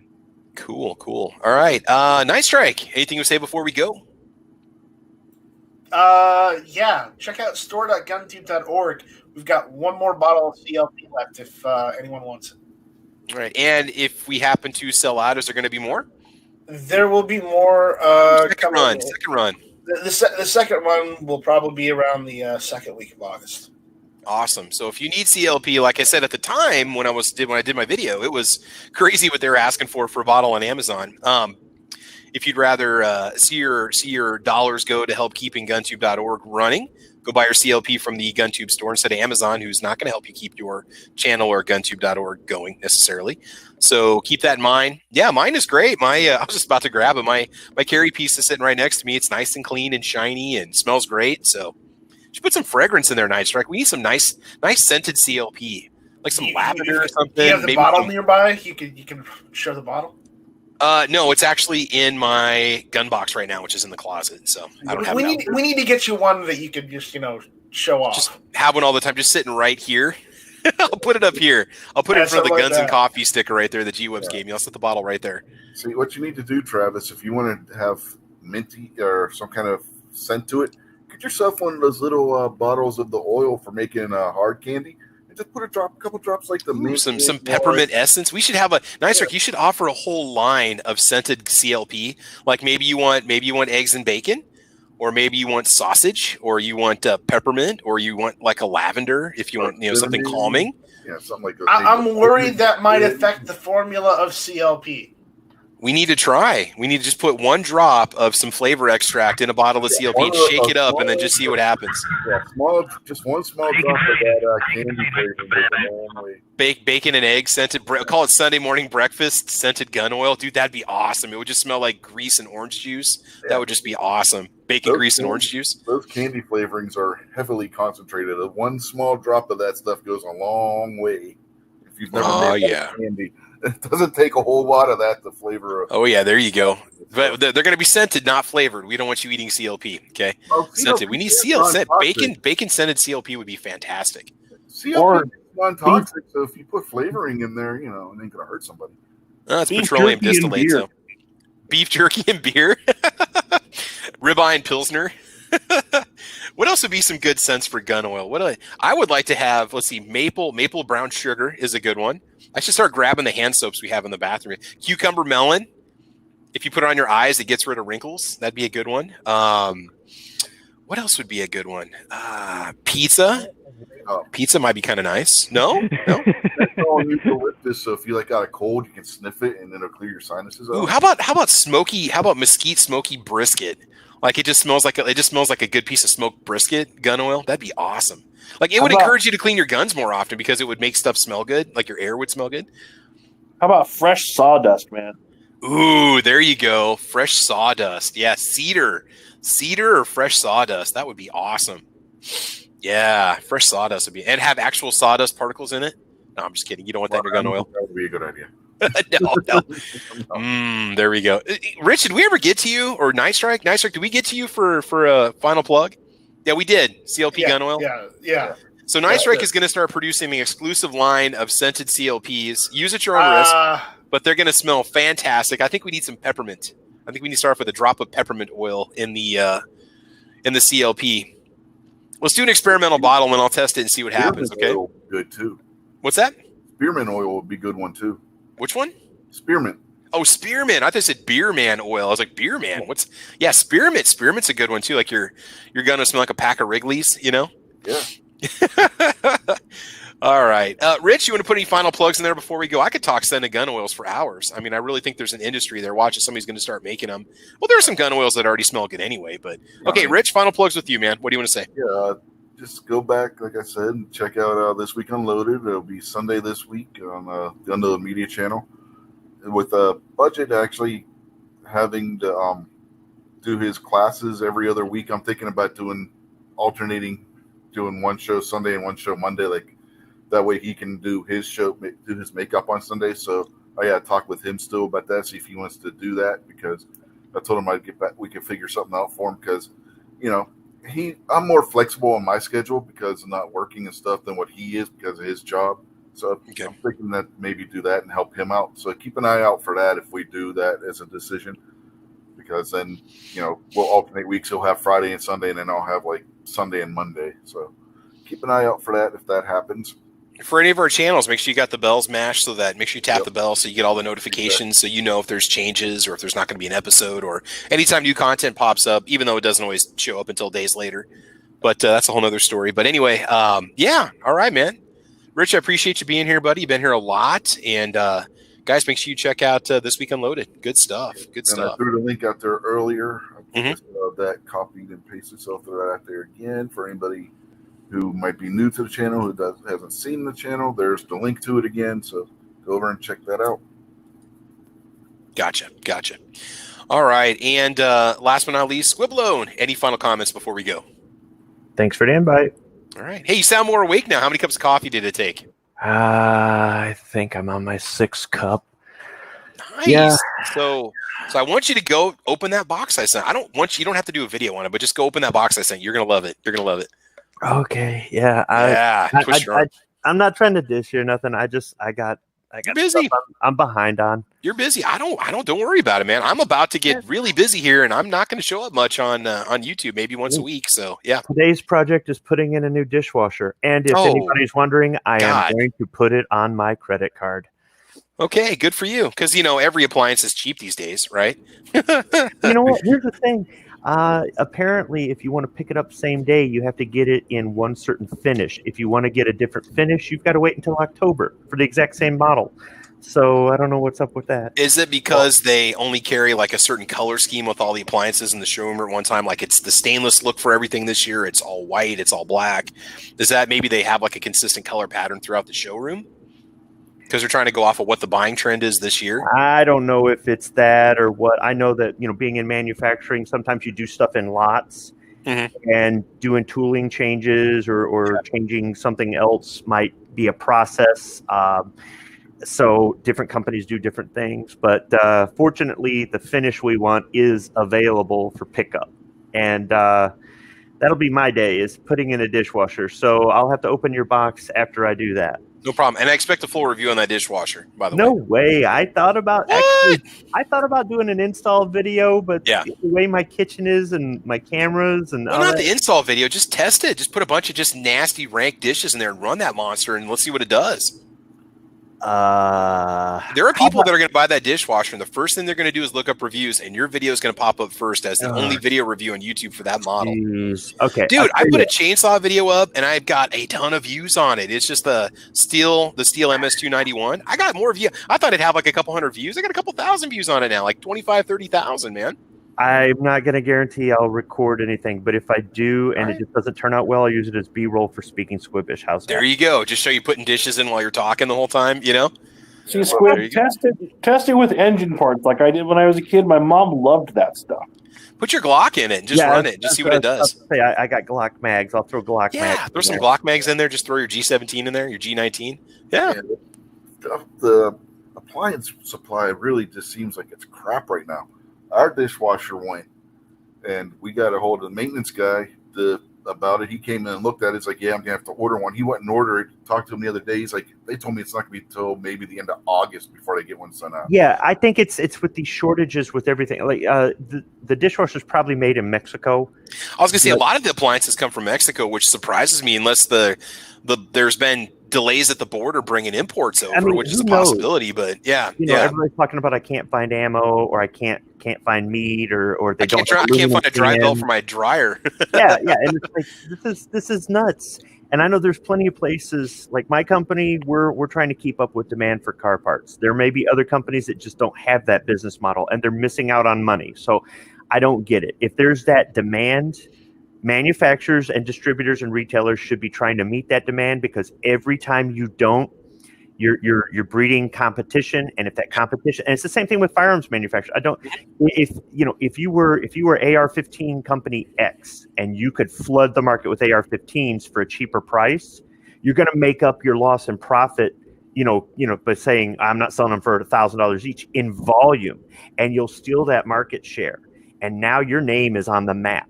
But you don't see AR-15 company X doing that because they don't get the business model.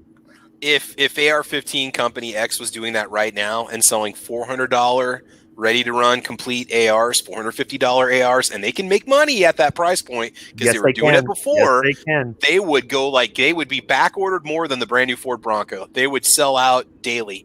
Because right now I'm checking Bear Creek Arsenal, $925 for a complete AR. PSA, $599 to $899 depending on what you go with, but I'm seeing like $800 now is kind of that entry level price now for a complete AR from PSA. AKs, forget about it. Washers were creeping up to the $800-900 range before all this stuff happened. I don't even know if you can find AKs anymore. Seems like when you do, it's like the PSL variant, or it's like an AK-74, and they want like $1,300 for it, or like a $1,200-1,300 Vepr. So if a company right now, or somebody could get into firearms manufacture right now, if they could source the parts and they could pull it off and they could sell a $450 AR, you would sell them like gangbusters. Because, hey, I can buy one PSA for $900, or I can buy two for $450 from this guy over here. Well, it isn't just selling them for a normal price and making a profit.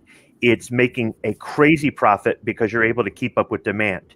If the stores are going, can you ship us 100 of these a week, and you ship them 100 a week, you're going to make, it's just, well, you brought up the Ford Bronco. My company makes parts for that, right? Mm-hmm. And it's the new hot thing. And the demand is there. If we don't keep up with the demand that Ford gives us, they're going to come into our factory, yank the tooling out of there, nullify the contract, and give it to our competition, even if they have to pay them more, because every Ford Bronco they don't sell, they lose money. And if we can't keep up with demand, we're costing them money. Unfortunately, because firearms goes right to retail, it's not like a company makes it for the manufacturer who sells it. You don't have that contract thing, that motivation. Every part we don't make, we lose money. Every car they don't sell, they lose money. Firearms manufacturers don't look at it that way. And I understand, too, that they've seen so many ups and downs in the market. That they're going to go, why would I invest $35 million into a new factory, and in 6 months, demand's down? After the election, we're going to get another Trump slump, and then nobody's going to be buying ARs. We're going to have the same glut. And then there were companies that folded because of that. There were major distributors that went under because they had stocked up before the election, and then, boop, nobody bought guns after the election. And how many startup firearms companies have fallen on their face? Look at Hudson, right? Yep. So you have to be that startup that's willing to take the risk, willing to hang in the long haul, and willing to do what the customers want. And you can take capitalism and use it, and you've got that market share. And once again, your name is out there forever. And it's a big risk. And trying to get financial backers on that, that's really difficult. But if you're able to pull it off, you're set. You are set. If you want to just be an assembly company, a manufacturer, like you outsource your lowers, you outsource your uppers, but you assemble them, you serialize them, you finish them and get them going. If you could source the materials and sell them at a better price than what's out there right now, you could make them in. And a lot of AR companies do that. They don't forge their own lowers. They don't forge their own barrels. They might assemble the uppers, but they buy the parts and they put them together. They don't necessarily, forge their own.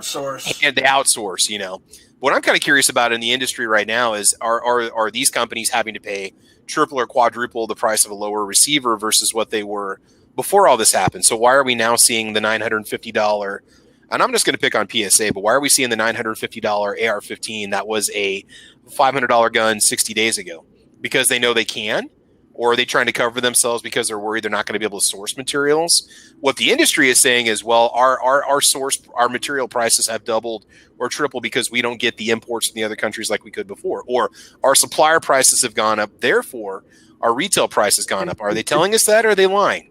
Well, now see, once again, it's the difference in industry. In the auto industry, okay, if your supplier raises the price and goes, well, our material went up, once again, you wave the contract in their face and go, you can't do that to us, right? Or we'll just go to another supplier, and they'll go, crap, we better find a way to keep our prices down. We have that pull, that push, right? Whereas in the firearms industry, they may not necessarily have that pull and that push. And then once again, when you got a brand new car model coming out this year, like the Broncos, they're not going to offer incentives for you to buy the Broncos because they know people want them. But on the cars that they've had out for years, they're offering these great incentives to get people to purchase the cars so they can keep their assembly lines running, because every minute the line is not running, they're losing money. It actually costs them a ton to idle it versus just keep it running full tilt. But if it's something special, so if they come up with a new gun, I could see them maybe raising the price. But if it's the same old gun they've been making for 20 years, they should be, they should be competitive on that, just like that. But once again, it's a different business model. I honestly think they need to get some car guys in the firearms industry to show them how you can make an ass ton of money making something people want.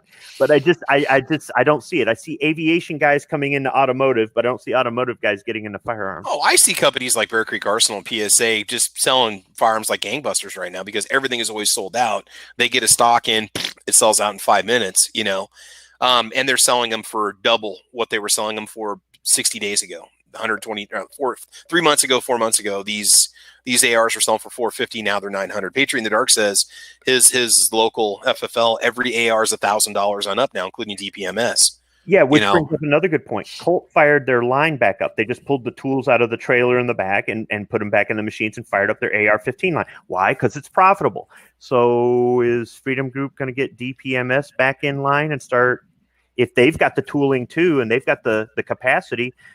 It's like us when we get a service run. you know, we haven't made this part in 10 years, but Ford says we need, you know, 1,000 of these parts for inventory. We have to pull the tooling out of the storage and get up all the stuff and make.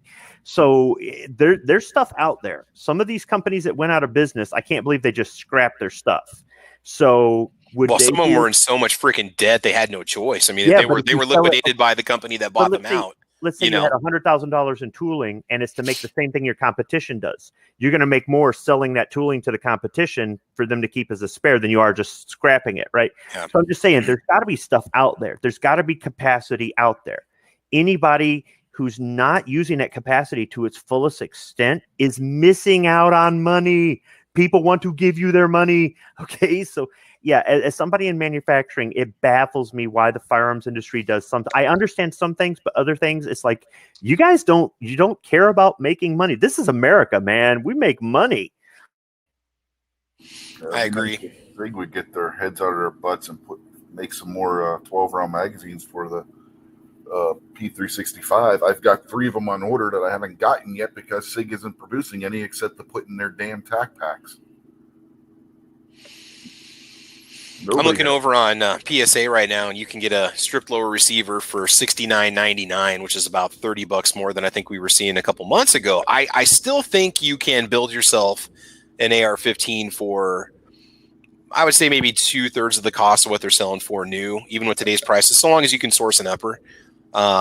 I know, like, again, I go back to companies like Bear Creek because they sell a ton of uppers and they market a lot of uppers. Their upper prices start now around $350, if I'm not mistaken, $325, whereas they were $175 and $200 uppers 60 days ago.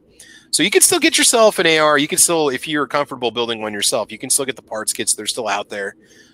You could still build yourself one. I would think you could build one for $600 or less at this point.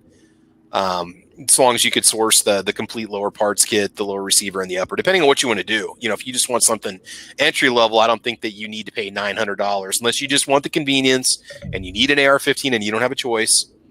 I think some people want the convenience, or they've never had an AR, so they don't know what they want until they buy one and start realizing the stuff they don't like, and then start experimenting, buying the things they do like. Mm-hmm. I also think some people are intimidated by putting one together. There's nothing to it. I mean, this isn't the ghost gun they're talking about that you could just 3D print in your basement and you've got a killing machine. But it's really, there's nothing. I'm just going to say this: if you're going to assemble your own, obviously you need to educate yourself on how to do it. But in my opinion, you don't have to have it, but it's easier if you buy the correct tools to put it together. The correct roll pin punches. You don't have to, but I recommend it just for ease of assembly. Yeah, and it's like, what if I put it together wrong? It'll blow up. No, it just won't function. It just won't. That's all. Well, you got to watch out if they're doing the upper headspace. I mean, you want to be very. I don't know about that. I'm saying somebody would probably buy either a stripped upper that's at least got the barrel attached to the upper receiver, or they're getting one that's complete. You know, it just is talking about assembling the lower. You know, or you put the trigger spring in backwards, and it's a single shot rifle. But no, you're not going to have one blow up in your face. Now, looking at the prices of complete lowers, I mean, you can get a nice Magpul complete lower for $239, which has about $120, $130 worth of Magpul parts on it, you know, right out the box. The PSA was selling, for $203? I think they were selling complete basic M4 style lowers. You know, I mean, you can still, and right now, when it comes to just buying a complete lower, the prices I'm seeing, you're not going to save a whole lot if you're building your own firearm. So that's kind of one of those things where the majority of my lowers have just been bought because I wasn't going to save anything. Even after having the tools, once I buy the lower parts kit, the furniture, the lower receiver, pay the FFL transfer fee, the tax on everything, it was just cheaper to buy one complete, you know, and just get the basic mil-spec parts with it. And that's kind of still the situation right now, but it seems like the complete ARs are just breaking the bank, you know. I don't know. But anyway, I think we'll go ahead and call it. So let's see who was watching this morning. I want to thank you guys for watching today. Let's see. We have Philo out there also. Rich White, Patriot in the Dark. Let's see. Patriot in the Dark says, I also heard Remington hasn't made ARs in their little companies for 3 months now. A lot of those companies have stopped making ARs because they can't compete. They won't lower their prices to compete with other places, so they're just pretty much done. New York Outcast was watching today. Squibbleote is out there and over here. Let's see. Rich White, tacos and French fries. E-Rock, you guys that have hurricane stuff going on, y'all be very, very careful out there. 2 Live Moo. Aaron Mortenson's out there also. Aaron, thank you for watching. Clint Torres is out there also. Ozzy Orsborn was watching today. G23. DM Foss is out there watching today. You guys had a lot of lively chat going on. Squib Lift was out there, and also probably over here. Doc Rocks is out there too. G Webs, thank you for watching. Defense Dad in the house. John Doe, DM Foz, Weston Probst out there. Yesterday's Pomade, thank you for watching. Let's see, Justin Grimm's out there too. If I missed anybody, I apologize. Poor Conservative, Nighthawk Medic, Hunan Muhammad 556 is out there too. YM. And I think, let's see, John Lowell. Okay, I think we'll go ahead and call it. So this has been Caliber Corner episode number 147. And again, thank you to SS Pawn for sponsoring today's episode. Guys, check out SS Pawn. Give them a call. They're located in Lexington, Nebraska. I've got their number in the description box down below, and they will take care of your firearms needs. But in the meantime, I want you guys to have fun. I want you to be safe. And as you know, we will talk to you hopefully next Saturday at 8 a.m. You guys take care, or sooner. Tune in sooner if you want to catch some of the pre-show chat. So, all right, guys, y'all take care, have fun, be safe, and we'll talk to you soon. Bye-bye. Bye, Alicia. Infringed. Do not